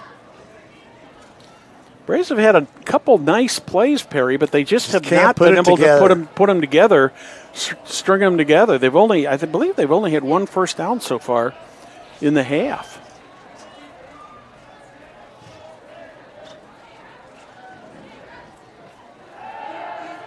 Cote looking, back to the line of scrimmage. He's brought down, but he does get about 3 or 4 yards on the play, but it won't be enough for a first down. Seth Stone on the tackle for the Millers. So that'll make it about 4th and 8 from the 43. And the Braves send in the punting unit.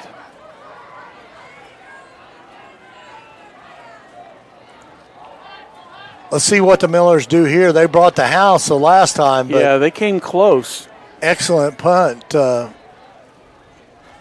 Miller's back at the 15-yard line.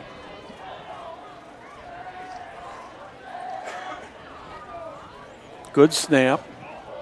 Another good kick. Yeah. Calls for a fair catch. At about the 22 or 23-yard line. Well, not a bad start right there. Yeah, Logan Schaffner with the fair catch.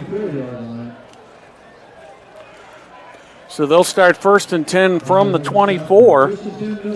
Well, in case you're wondering why we're only in the second quarter, we've had lightning delays on and off all evening long, and so we're in the second quarter with 8:07 left, with the Millers leading 25-0.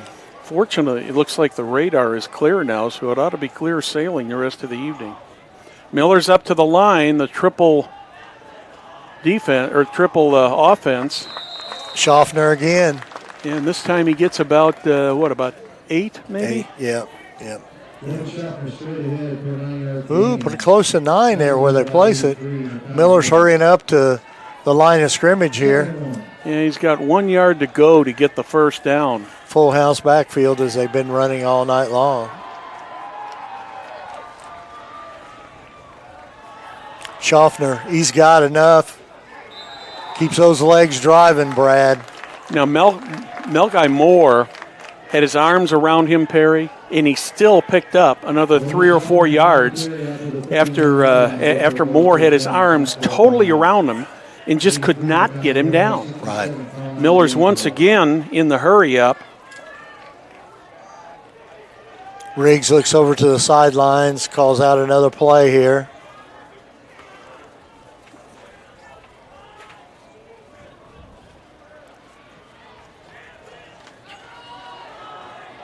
Nice job nice right bit there. of defense there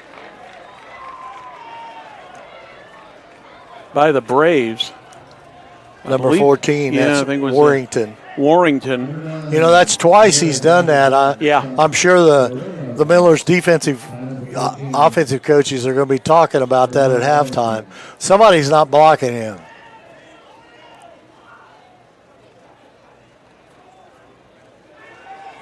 Once again, Gomez. right up the middle.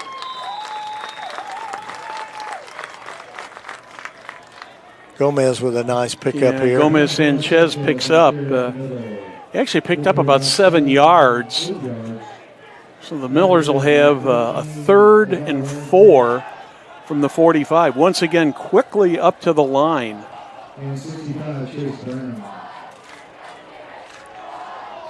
Right up the middle once again. Gomez Sanchez, he's got the first down. This time he gets about 6 or 7 yards.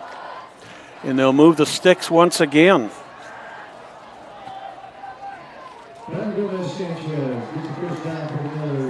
First down at the Braves 48. 6 minutes remaining here, second quarter.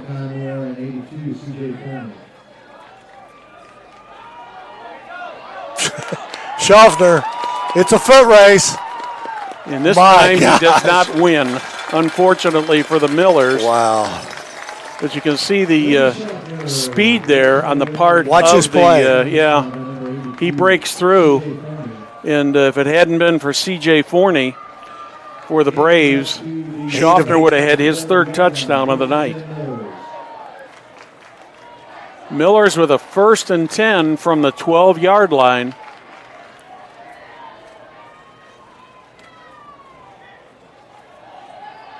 Once again, right up the middle. This time I believe it was Rogers Walton. Yeah, I think so. With the carry. Going to be close to a first down, but probably maybe, about a yard short. Looks like they're on about the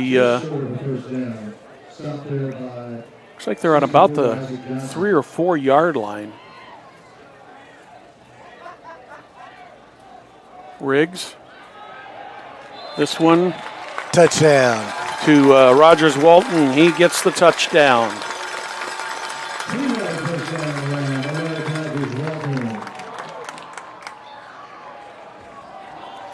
Good power blocking up front there. Just push, push, push. Excellent blocking, excellent running. I mean, this Noblesville, like we talked before the game, those 9 offensive linemen we use that we shift around or do a great job. A little bit of a high snap there, but it is good. So with 5 minutes, 1 second remaining in the first half, now Millers 32, Braves, nothing. You're watching Hamilton County Television Sports presented by Logan Street Signs and Banners in Noblesville. Blades Auto Video Security is Indiana's premier K through 12 audio, video, and security provider. Blades AVS is a design-built firm that provides high-quality solutions that are designed, engineered, and installed and warranted by our team of experts. For 18 years, we have been helping schools and local businesses see and hear more clearly. We have added securing your facilities to how we can serve you. So whether it's a sound system, your displays, your network, or your building of security, ask how your experienced team can serve you for your business. Millers to kick off once again. Place kicker been very busy for the Millers so far. Absolutely. That's going to be a little bit on the short side, but taken at the 10-yard line. Nice And tackle once again, right the there. Millers get down there and do a great job of covering. And That was got about, Bell, I believe. Yeah, about 8 or 9 yards on that return. And the Braves will take over with 4:56 remaining here in quarter number 2. The Millers have done a pretty good job in their kicking game tonight, Yes, too, they have. in coverage and also in extra points and that field goal. Because you know as well as I do, Brad, that when you get in Hoosier Crossroad Conference, your kicking game becomes an important part. Very important.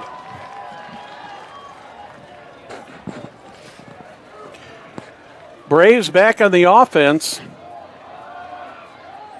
Handoff inside. That one's going Just nowhere. nothing there. In fact, if they get back to the line of scrimmage, they're going to be very lucky on that one. I think Seth Stone got the tackle in there, but he was helped by several Millers there. If he gained anything, it was just inches. Yeah. They're officially calling it no gain, 2nd and 10, still from the 19.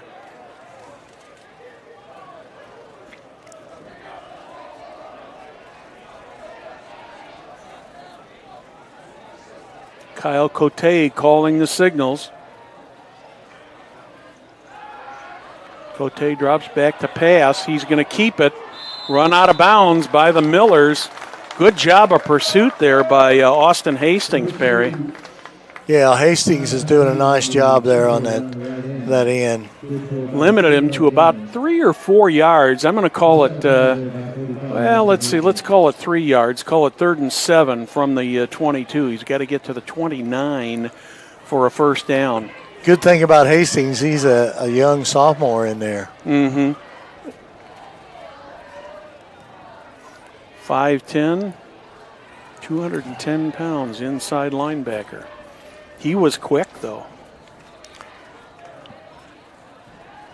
Cote drops back to pass. Looks like he's going to keep it outside a little now. bit. Gets a little bit of outside help. The He's first got a down. first down.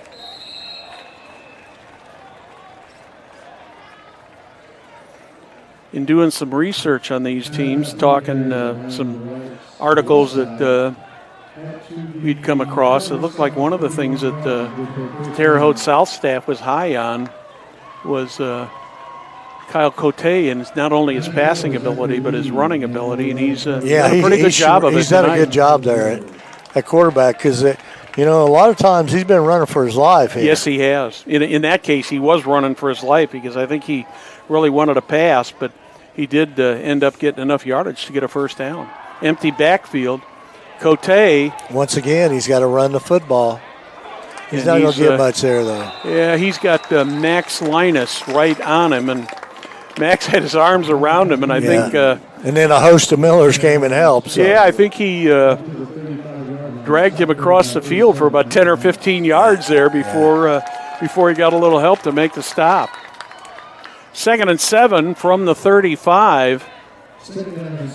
He did an awful lot of running for 3 yards. Yes, he did. He was scrambling. Backfield is empty once again. 3 wideouts to the right, 2 to the left. They're trying to throw in the motion. football. Yeah, there. Once again, a handoff. That one's going nowhere, period. Millers read that all the way, Perry. And, They certainly did. Josh Cote brought down for a loss. He's going to lose about, where are they going to put it? They're going to put it at the 34. The one thing about that play is O'Rourke got in there pretty quick and kind of blew it up, and then the Millers were able to pursue and get the tackle there. But 2:13 remaining here in the first half. So far been all Millers, 32-0 to this point.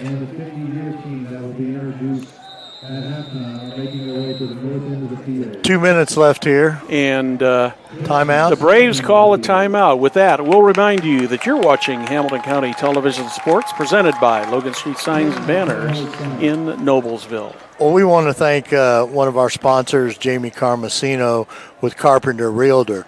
Jamie is a full-service hometown realtor who is committed to helping you navigate this real estate market. Have questions about buying or selling your home? Call Carmo at 317-490-3735. Well, Perry, we've got some special things going on here at halftime, and we're going to be bringing you a couple of those during the halftime tonight. We're going to be bringing you the induction of the 2021 Hall of Fame inductees, and then the introduction of the 1971 50th anniversary team coming up at halftime. So stay tuned for those. We'll have those for you here on Hamilton County Television. 3rd down and 8 as the Braves come back to the field. 2 minutes remaining in the first half.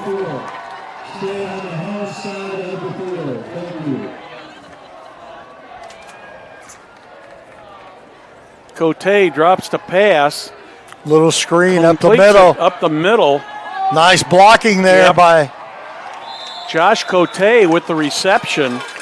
a big play by Terre Haute South there. Yeah, he gains about 16, almost. That's the biggest play of the game for them. Yeah, right? he's going to gain about close to 25 yards on that play. It'll be 1st and 10 for the Braves. Seth Stone on the tackle there. Put the ball down at the 42-yard line. Millers would like to get a stop here before the halftime. Cote back to pass once again. Got an open man, wide open. He fell. And he just fell down.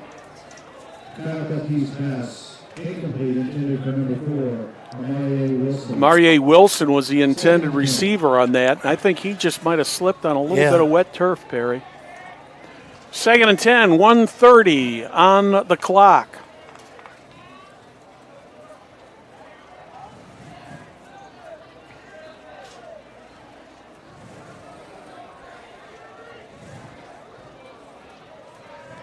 Under 10 seconds on the play clock now.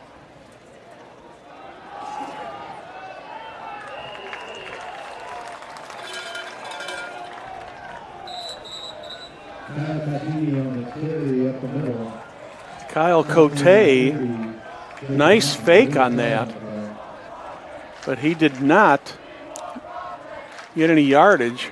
Hoffman on the tackle for. We got a penalty being called on the Millers. Just trying to.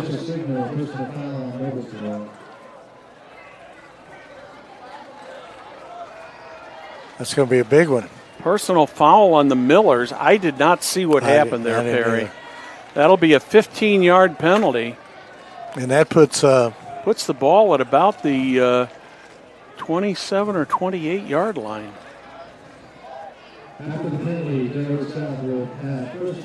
The Braves with their best drive of the night so far. Clock starts again. Braves, I believe, has still got 2 timeouts remaining.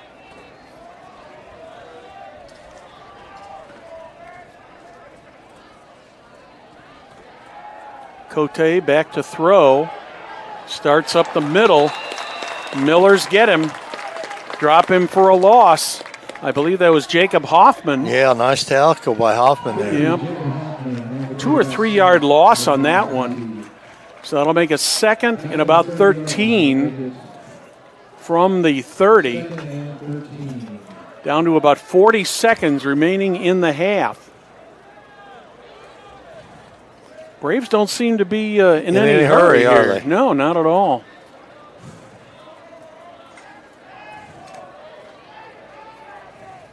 "25 seconds. Cote with the keeper. He's going to get it. Is he in or not? He is in the end zone. Touchdown. 30-yard run by Kyle Cote. Here's the play. Nice job there by Cote. That makes the score 32-6.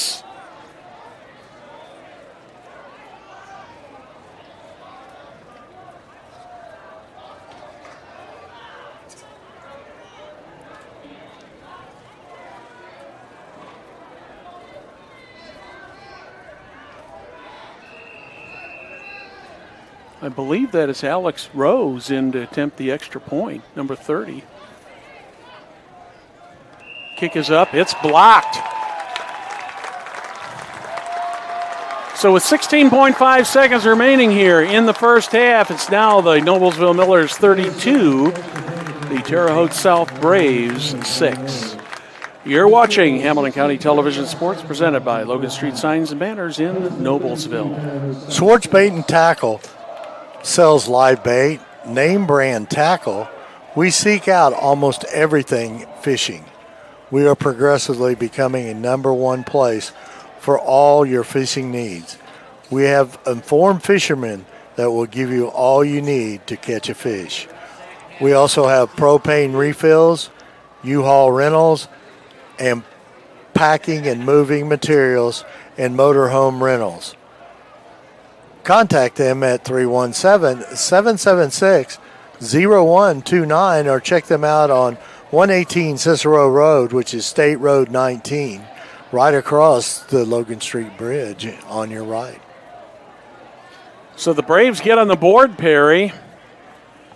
Only get 6 this time. The extra point was blocked. And Ashton Hain will be kicking off. Good kick back to about the 6-yard line where the Millers take it. Trying to get around. Got a little one or daylight two to there. beat. Tanner Gibson with a very, very nice kickoff return. The unfortunate thing for the Millers is they've only got 6.3 seconds to make something happen, Perry, but as explosive as they've been tonight, that's not out of the realm of possibility. Yeah, and we also have Logan Schaffner in the backfield. This is just a little job for him so far tonight. So that's a 43-yard kickoff return. He took that at the 5-yard line. Absolutely. Millers will take over at the 48. Looks like they're going to run a play here. I'll bet it goes to number 4. It did. There's it nothing did. there. And that is going to be it. And that will be the final play of the first half, with the Noblesville Millers leading the Terre Haute South Braves 32-6. Well, Perry, it was a very strong opening half for the Millers. Millers took advantage of a couple faux pas by the Braves and turned an interception into a scoring opportunity and turned a fumble into a scoring opportunity, and that accounted for 11 of the points. But other than that, the Millers have really moved this ball very, very freely up and down the field. Absolutely, and the one thing about it is the job that running game and the Miller line has done so far the game to get this offensive rolling and everything. So it's been a very interesting first half. I see the Millers or Terre Haute South, neither one are going in their locker rooms, which is very unusual. But, you know, they're trying to speed up everything we possibly can and get things rolling here. Well, we were scheduled for a 20-minute halftime because of some other the things band is going gone, on, yeah. but I would imagine the band is not playing. But Yeah. we are going to be joining the halftime festivities here in just a moment for the introduction of the 2021 Hall of Fame inductees, and then the introduction of the 1971 50th anniversary team. Let's join the public address announcer for that presentation. The student athletes into the Noblesville High School Athletic Hall of Fame. Tonight we honor the class of 2021. Presenting the award to members of the Noblesville High School Athletic Hall of Fame Executive Committee. Mark Roberts, Kathy Richardson, Tony Miller, and Athletic Director Leo Woolridge. Our first inductee is Katie Harrison. Katie is the only student athlete to be named Miss Softball in NHS history. As a senior, she hit .649 and led the state with 11 home runs and an incredible 45 RBIs. Her 22 career home runs ranked her 6th in state softball history. She was also named the Indianapolis Star Super Team Player of the Year. Katie was named All-State, All-County, and All-Conference numerous times while lettering all 4 years. Miller fans, please welcome one of the greatest softball players in school history to the NHS Athletic Hall of Fame, Katie Harrison.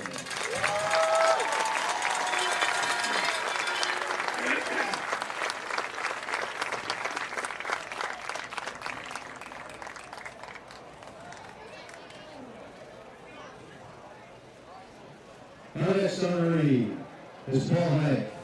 Paul was a football all-state running back his junior and senior year for the Millers.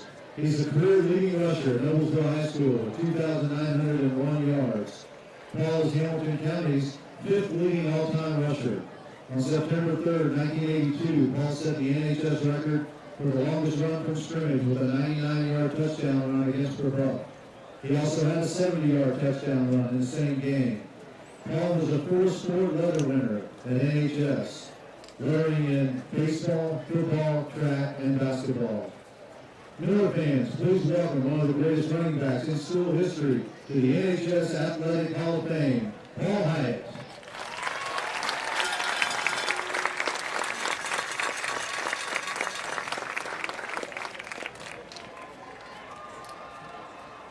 To become a member of the NHS Athletic Hall of Fame, a student athlete must be nominated in writing and graduated from NHS at least 5 years previously. A committee of 15 community members vote each July to determine the selections for that year's class.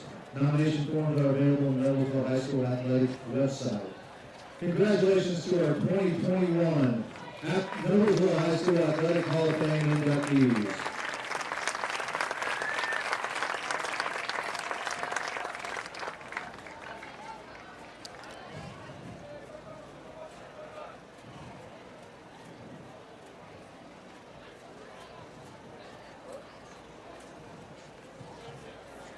At this time, while we have your attention at midfield, tonight we will be honoring the 50-year anniversary team from 1971.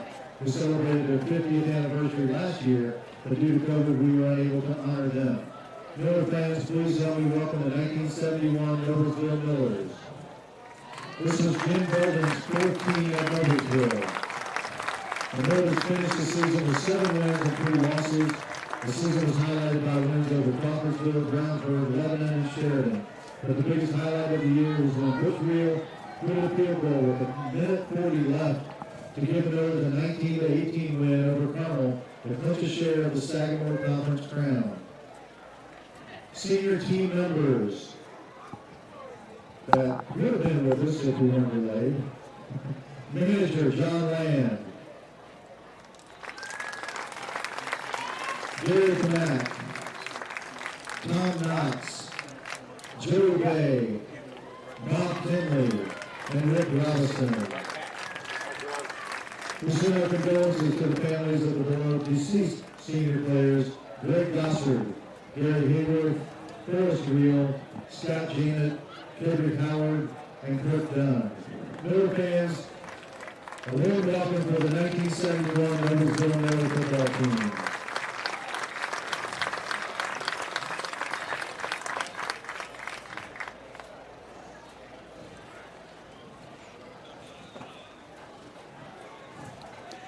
It's halftime here at Beaver Materials Field with the Noblesville Millers leading the Terre Haute South Braves 32-6. We'll be back with second half action after these messages.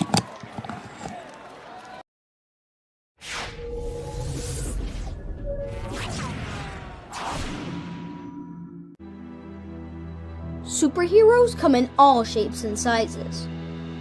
They don't always meet in an underground fortress. Sometimes they meet in places that appear to be very ordinary to most people.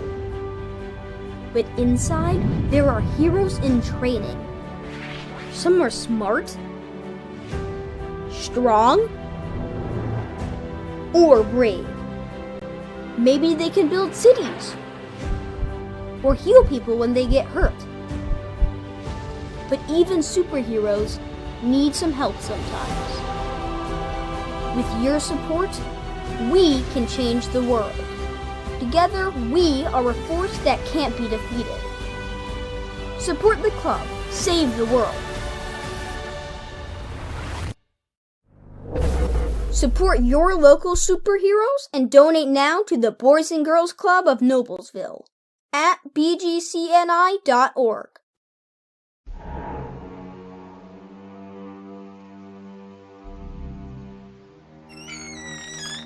Can I help you? Yeah, I'm looking for Logan Street signs and banners. You found us. But this ain't Logan Street. This is South 10th. We moved 22 years ago. Well, how come you didn't change the name? That would have just confused people. Well, actually, South 10th is Allisonville. If you're from Fishers. Well, before that it was 37A, and before that it was State Road 37. So you're telling me that Logan Street signs and banners isn't on Logan Street anymore. It's actually on South 10th. That's Allisonville and Fishers. And before that, it was 37A and 37? So you got that straight? Logan Street signs and banners conveniently not located on Logan Street, but rather South 10th Street in Noblesville. Exactly.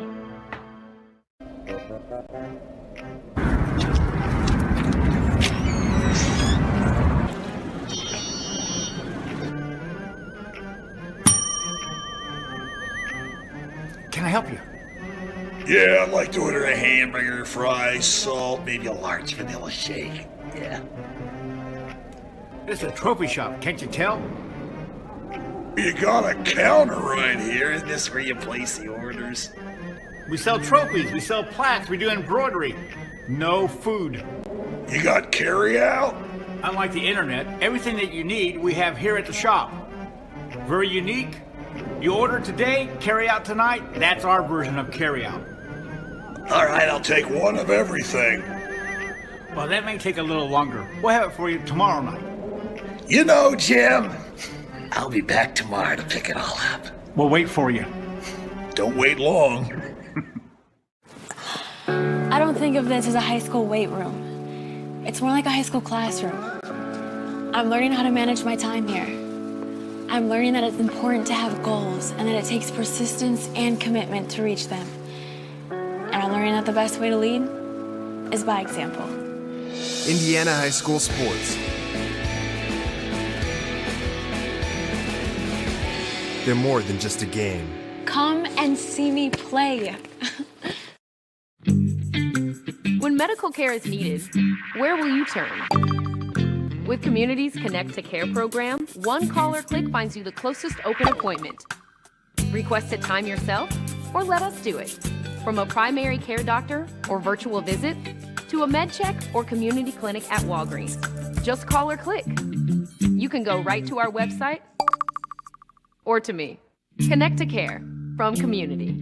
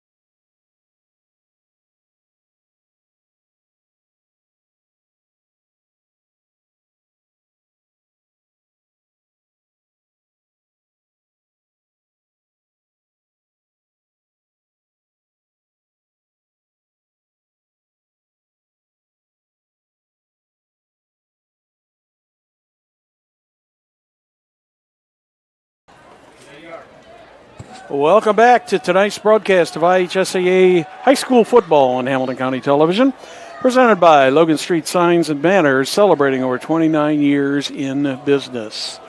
Half of the game is in the books, another half yet to go between the Noblesville Millers and the Terre Haute South Braves, Perry. And this game is probably pretty much, I think, about what we expected. Yeah, pretty much. But, obviously, Terre Haute South is thank you.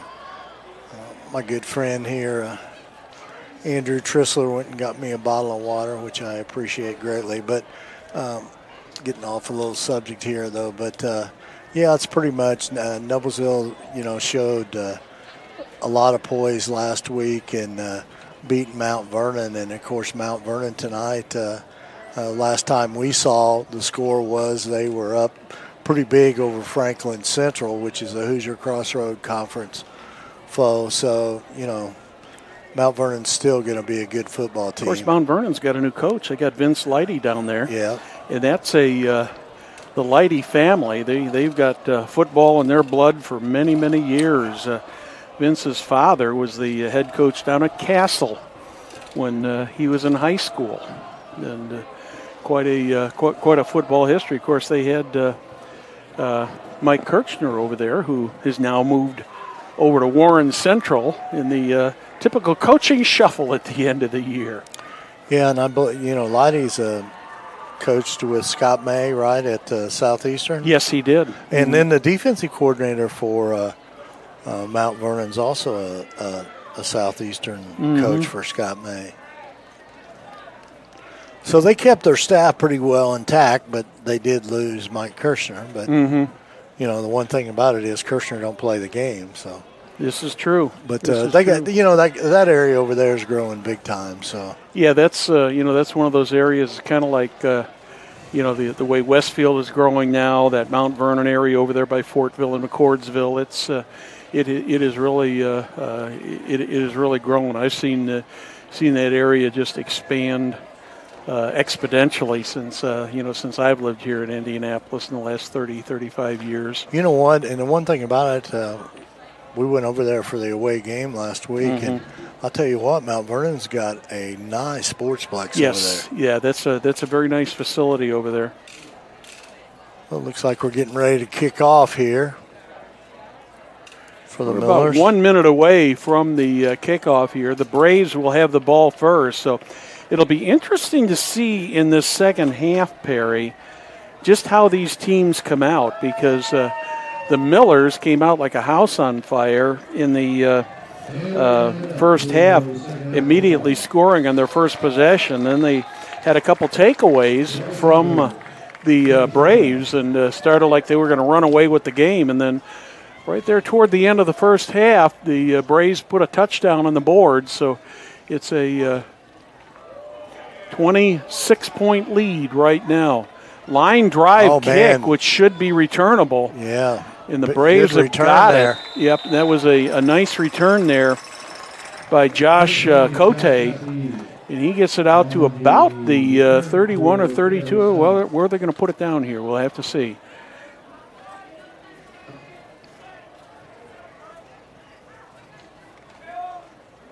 I believe they're going to put it down at about the 32-yard line is where the Braves will take over. Let's see what the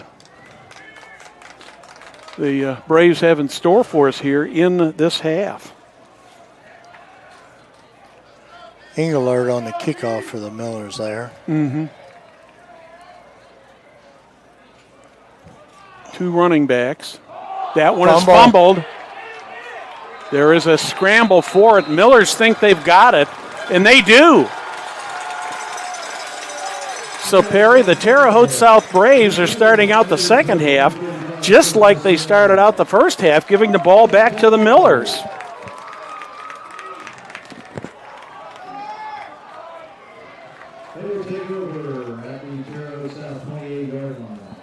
So the Millers will take over here 4 seconds into the half.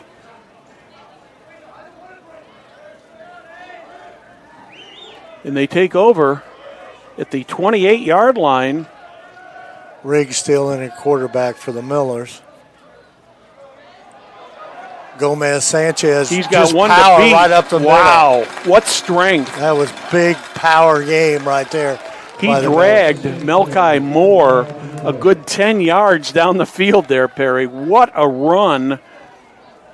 And a good pickup there. Yeah, great pickup. First and 10 for the Millers at the 12.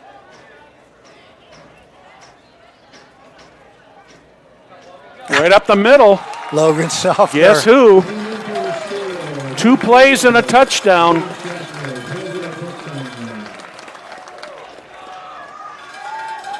Big score for the Millers right there. So the Millers come right back 38 to and get that touchdown back that they gave away at the end of the first half. Carson Mertens in to attempt the extra point. It's up. It's good. So with 11:22 remaining in the third quarter, it's now Millers 39, Braves 6. You're watching Hamilton County Television Sports presented by Logan Street Signs and Banners in Noblesville. Gaylord Electric is the highest performing national contractor of excellence.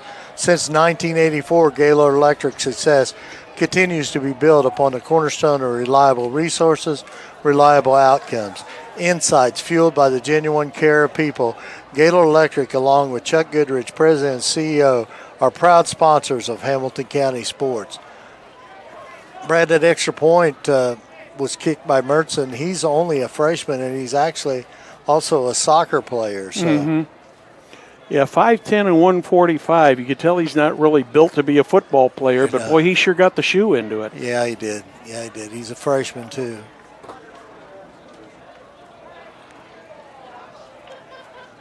$39-6 for the Millers here. So the Millers have taken advantage of 3 huge turnovers by the Braves. 1 on a pass interception and 2 on fumbles. In each of those they've converted into points. 2 into touchdowns, 1 into a field goal to give the Millers this 39-6 lead.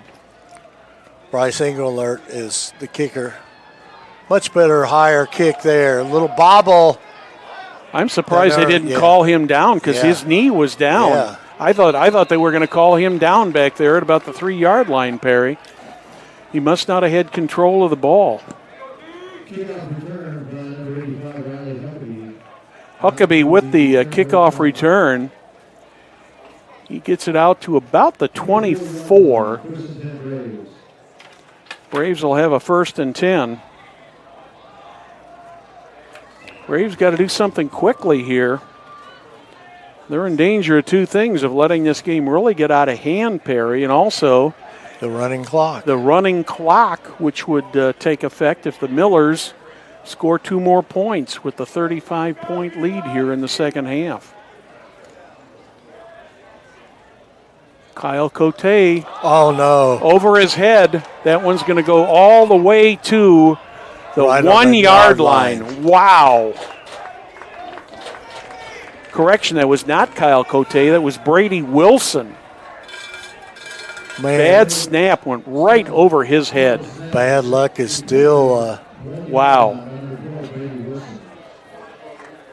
He's lucky he got that. They're placing it down, I believe, about the 2.5 or 3-yard line is what it looks like. Officially, they're calling it the 2. So it will be 1st and goal for the Millers from the 2.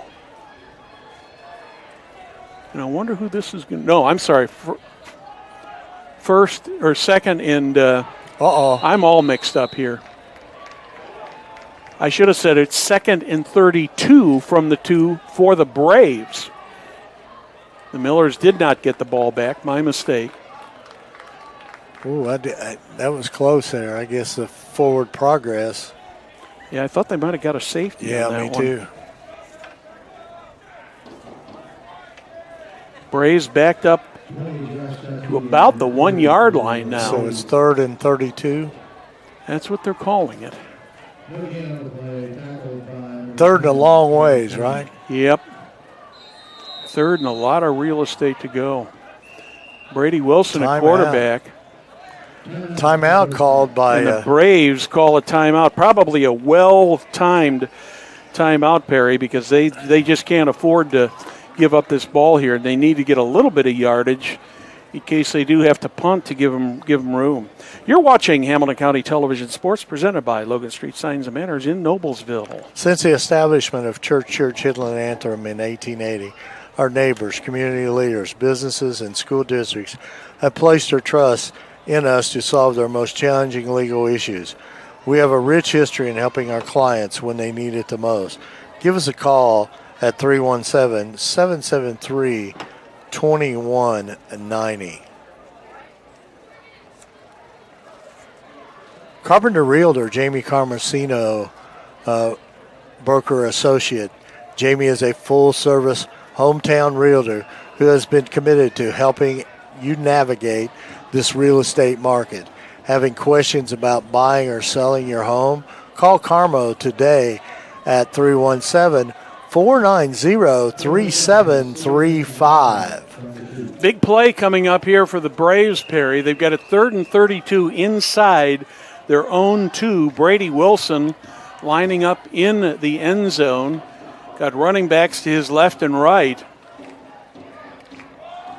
That one almost goes over his head again. Wilson launches out there. One way high. That was intended for number 4, Amari Wilson. Well covered by the Millers. And Cole Richardson out there, number 21 on the coverage. But that'll make it 4th and 32 from the 2. But wow, more important, the punter is only going to have 12 yards to work with to get this punt off. Normally they're about 15 yards behind the play. Does the Millers set up for the run back, or do they bring the house?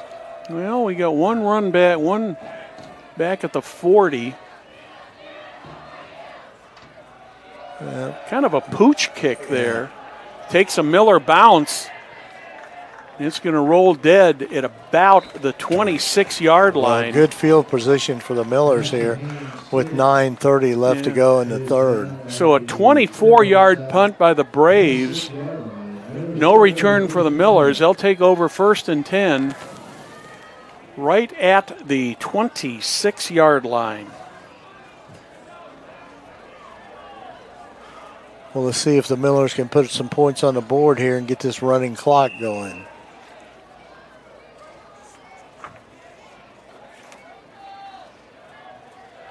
Millers in that full house backfield as they've been all night long. Gomez Sanchez in motion. Schaffner. Oh, he had one man to beat, and he just couldn't break away there, Perry. Otherwise, he might have had another touchdown. Another 6 points on the ground. But as it turns out, he gets 7 yards to make it 2nd and 3 at the 20. What's he got, 3?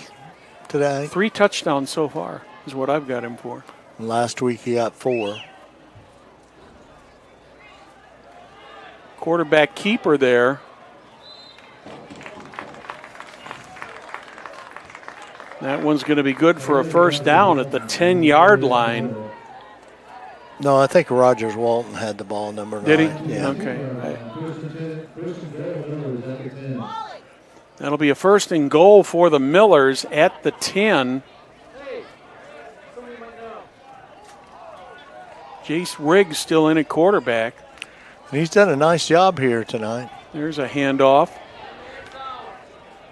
Touchdown for the Millers. Into the end zone. I couldn't quite. Jack Stump, number 88 on the touchdown there for the Millers. He just came in the ball game that play. So.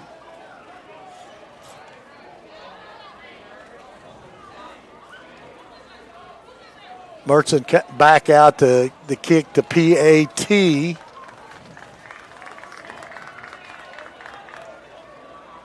What are we doing here? I don't think there was a flag or anything on the play. No, I just.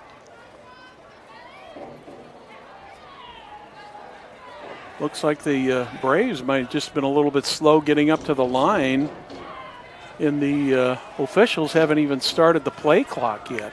Jordan Sharp on the hold here. They were apparently one man short because there comes somebody running in. Carson Mertens will attempt the extra point. All kinds of movement there, but it was no good off to the left. So with 8 minutes and 33 seconds remaining in the third quarter, it's now Miller's 45, Terre Haute South 6. You're watching Hamilton County Television Sports presented by Logan Street Signs and Banners in Noblesville. Blades Auto Video Security is Indiana's premier K-12 audio video and security provider. Blades AVS is a design-built firm that provides high-quality solutions that are designed, engineered, installed, and warranted by our team of experts. For 18 years, we have been helping schools and local businesses see and hear more clearly. We have added securing your facilities to how we can serve you.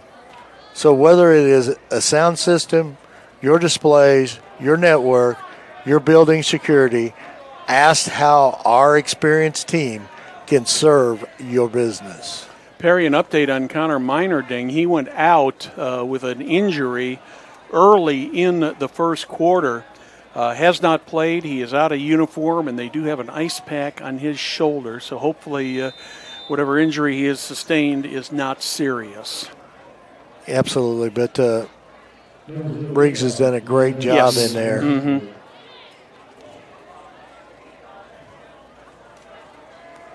I don't think the Millers have missed much of a beat at quarterback tonight. No, they have not. From the far side, Braves bring it out to about the 24-yard line. Seth Stone's got the tackle for the Millers over there.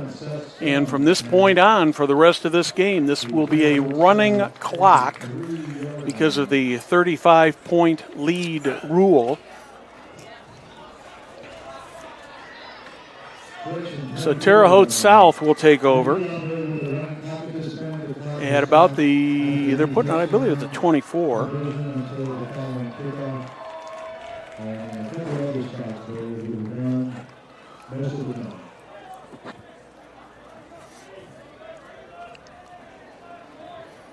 Deuce backfield for the Braves.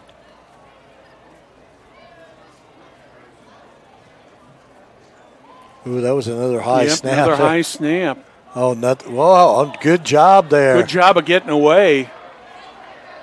Cote rounds the corner, and he finally is forced out of bounds at about somewhere between the 40 and 45-yard line. Where are they going to put it down here? I believe going to be at about the 43.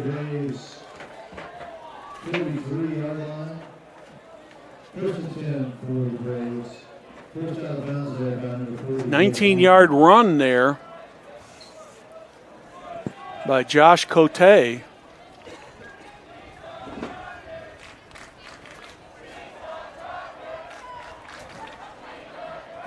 Brady Wilson still in at quarterback. Wilson hands it right back to Cote again. This time he's met by a host of Millers. Yeah, by the whole right side of the defensive line. Manages to get about 2 yards.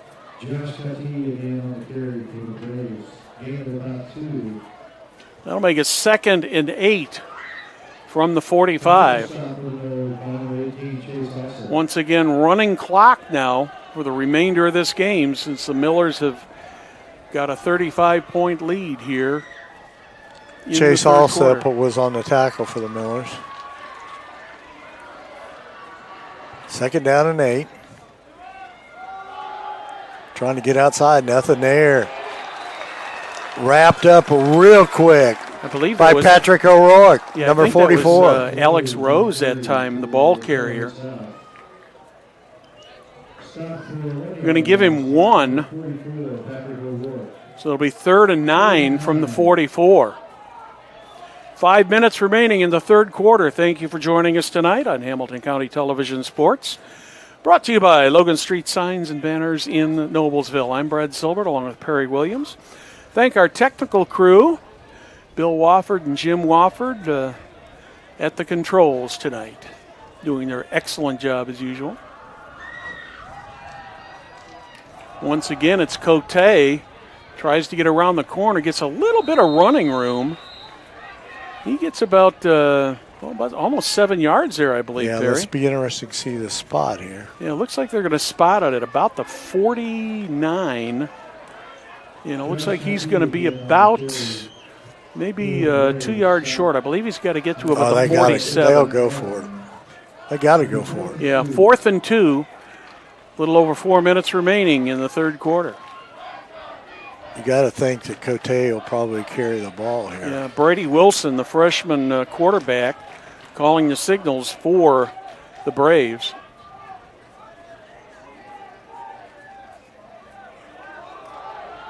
Sweep to the left.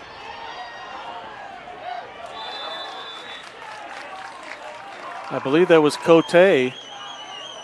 No, it was not Cote. I'm sorry. That was Alex Rose.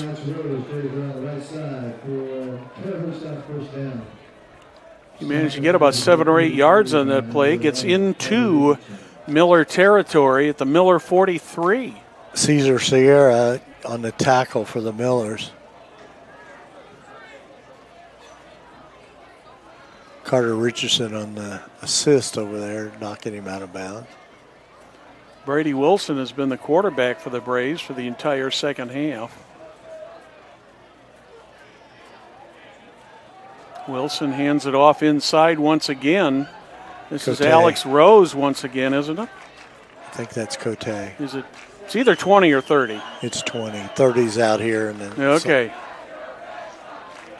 You're absolutely correct, my friend.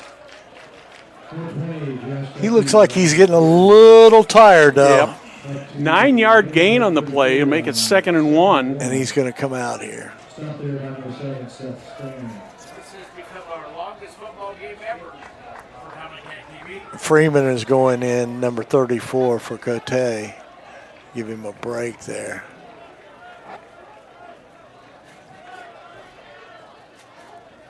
Second and 1 from the 34.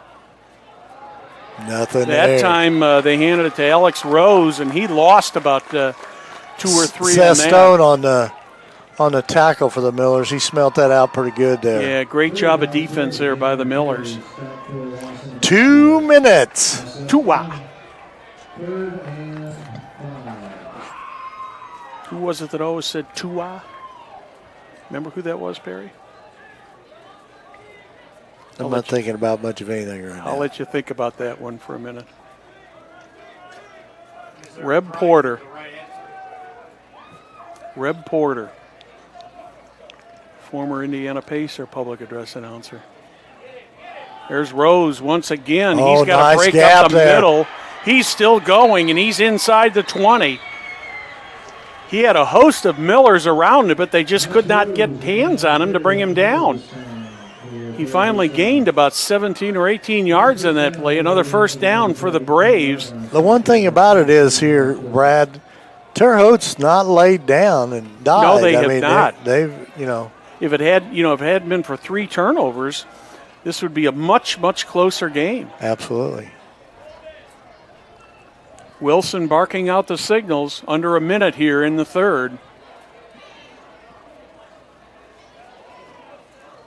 Oh, no. He misses that one. He's going to go down with that at about the, I think they're going to mark it about the 35. Wow. Well, they're going to put it at the 35, so he was at the 18, so he lost 12 yards on that.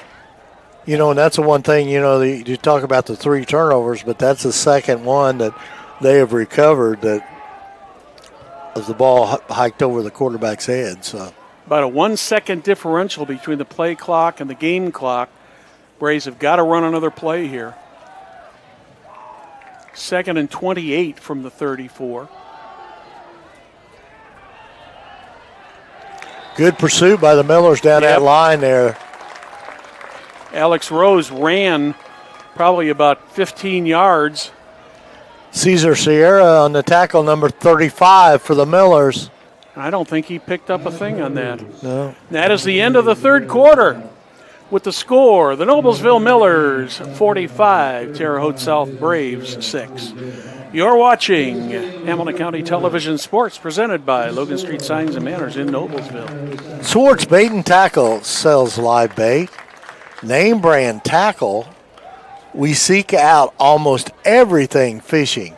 We are progressively becoming the #1 place for all your fishing needs. We also have informed fishermen that will get you all you need to catch a fish. We sell propane refills, U-Haul rentals, and packing and moving materials, and motorhome rentals. Check us out at 118 Cicero Road, which is State Road 19. Call them at 317-776-0129. Well, Brad, we're going to go in the fourth quarter here with the Millers leading 45-6 with 12 minutes left to go, and it'll still be a running clock. Another nice drive this time by the Braves. Brady Wilson has come in off the bench and done a nice job.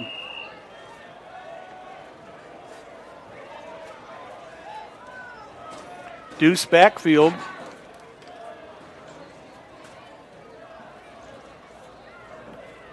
Wilson gets a snap. He's going to throw it, puts it up. Got a receiver down there. There's going to be a flag thrown on that one. Wow. I think that was a little bit of contact on both sides, but of course that's probably, in all probability, going to go against the Millers. That's going to be pass interference. Now the thing of it is it's 3rd and 26. That'll be a 15-yard penalty. So that'll put the ball essentially at the 19-yard line.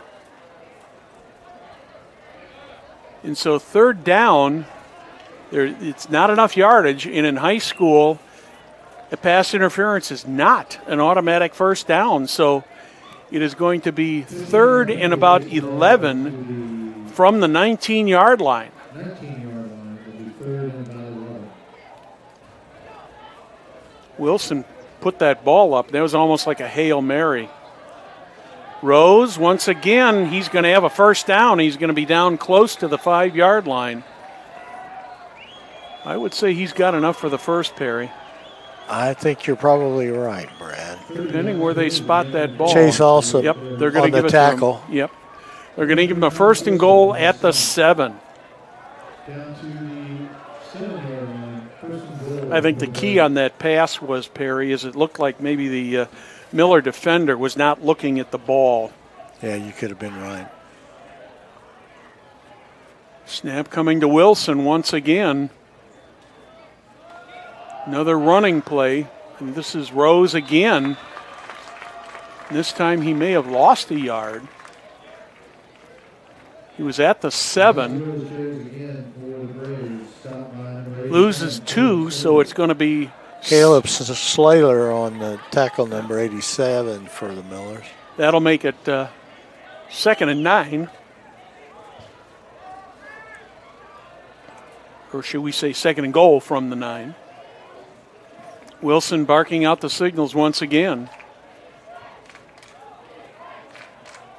Rose with the ball. Got some running room to his right, but boy, did you see the pursuit on that, Barry? Yeah, it closed up pretty Excellent quick. Pursuit by the Millers to stop him at the line of scrimmage. So it'll be 3rd and goal from the 9. Carter Richardson on the tackle, the defensive back there, come up quickly. On this particular first down, the Millers have sent the Braves backwards. They had a 1st and goal at the 7. Now it's 3rd and goal at the 9.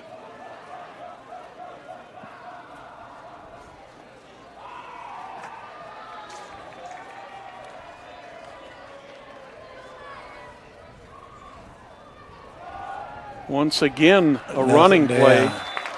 And I Miller's believe kind that of was sniffed that out big time there. I think that was number 83. Mackay Moore. Terre Haute South. Number 83, Mackay Moore. Patrick O'Rourke on the tackle, number 44. That was a good tackle. That was at right around the ankle tackle there. That's a big boy, and that's what you got to do on a big boy like that. Millers took another yard away from They're going to try the a Braves, field goal and they're here. going to try a field goal. Number 90 kicking for Terre Haute South. Ashton Hain. It's off. So the Millers will take over the ball with 7:55 left to go here in the ball game. You're watching Hamilton County Television Sports presented by Logan Street Signs and Banners in Noblesville.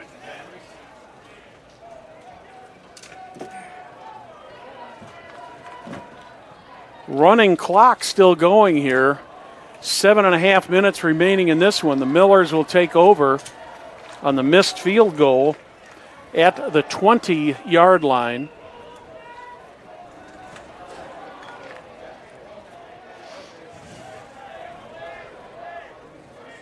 Number 8, Max Miller, takes over the quarterback for the Millers. New quarterback in for the Millers.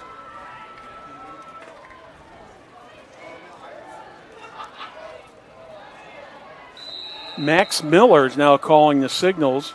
He's a 6'3", 160-pound freshman. Boy, now if you talk about a build for a football player. Yeah, especially a freshman, 6'3". Yeah. You just got to put some pounds on. Millers lose 2 on that one, so it'll be 2nd and 12 from the 18. 6.5 minutes remaining in this one. That was supposed to be over at their own 20-yard line. First play was a 2-yard line, 2nd and 12. Right up the middle.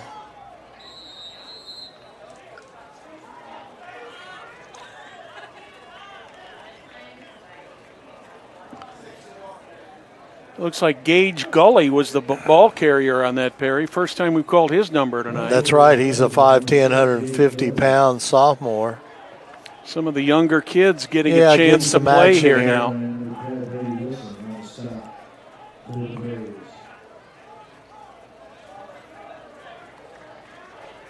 Miller's using all of the play clock that they can, down below 10 seconds. Number 84, Aiden Brewer's in the ball game. He's a freshman, 6'3", 185 pounds. Sweep. Miller keeps the ball. Manages to get to the 25-yard line. I think that was Nick Cherry who had the tackle.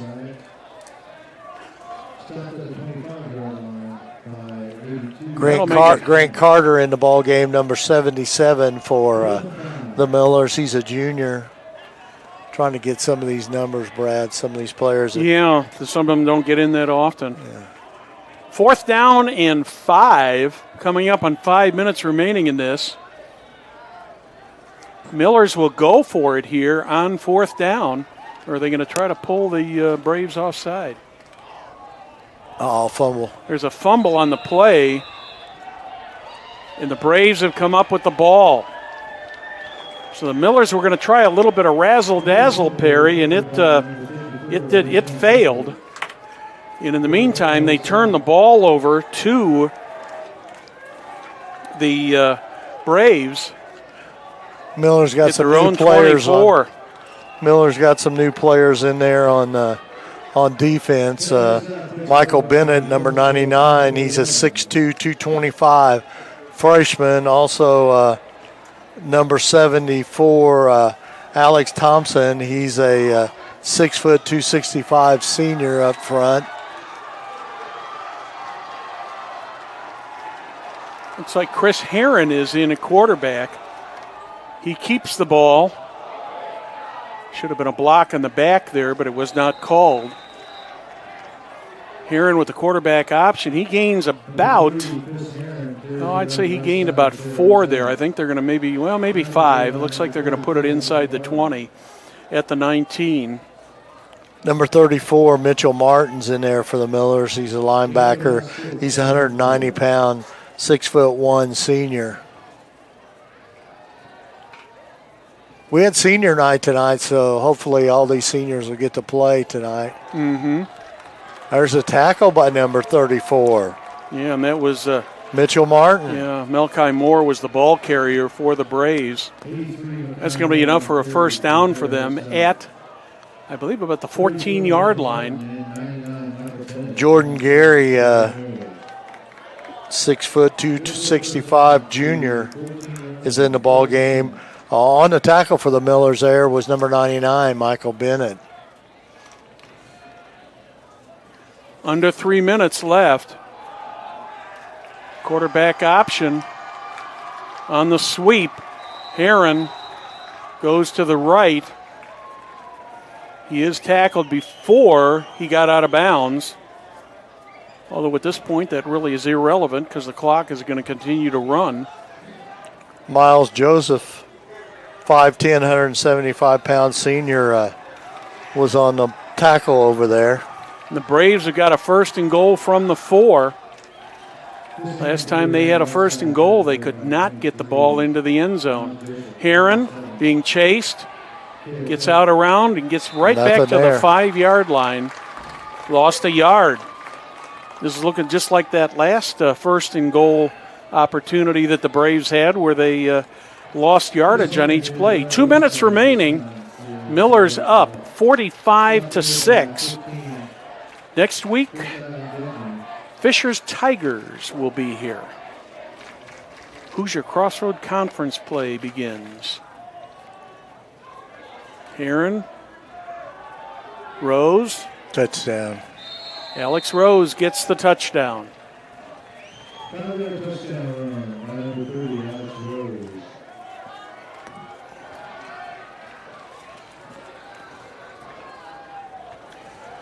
So that makes it 45-12. And it looks like the Braves are going to go for the 1 point extra point here. Ashton Haynes on to attempt the extra point.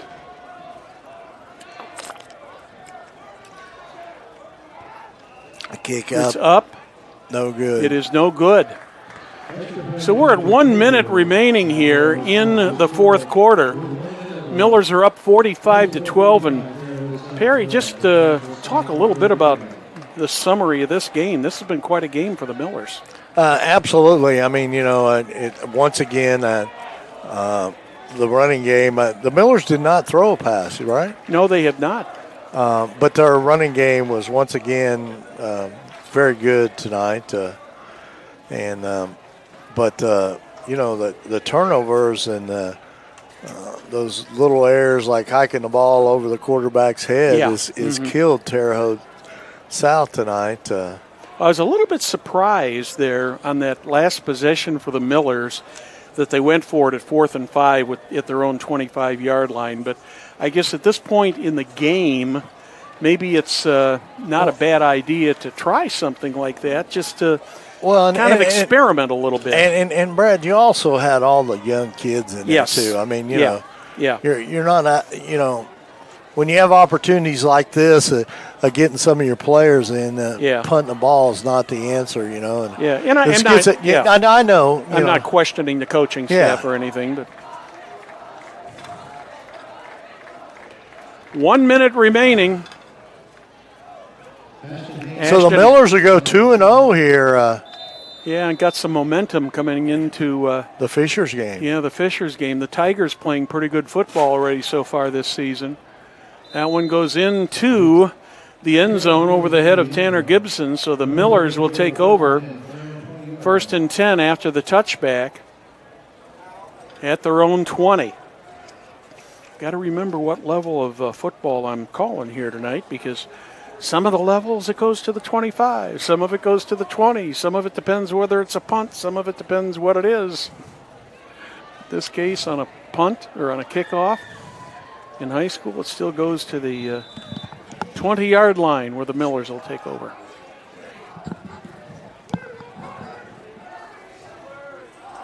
Millers in victory formation.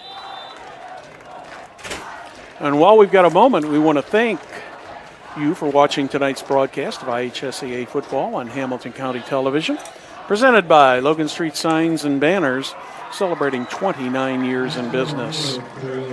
We'd also like to thank our other great sponsors, Noblesville Trophies, Gaylor Electric, Chuck Goodrich, President and CEO, Church, Hiddle and Antrim, Jamie Carmesino, Carpenter Real Estate. And we're back to the victory formation once again. Blaze Audio, Video, and Security, Schwartz Bait and Tackle, and the Hamilton County Reporter. Also thanks to our great technical crew tonight, Jim Wofford, executive producer, Will Wofford on the camera.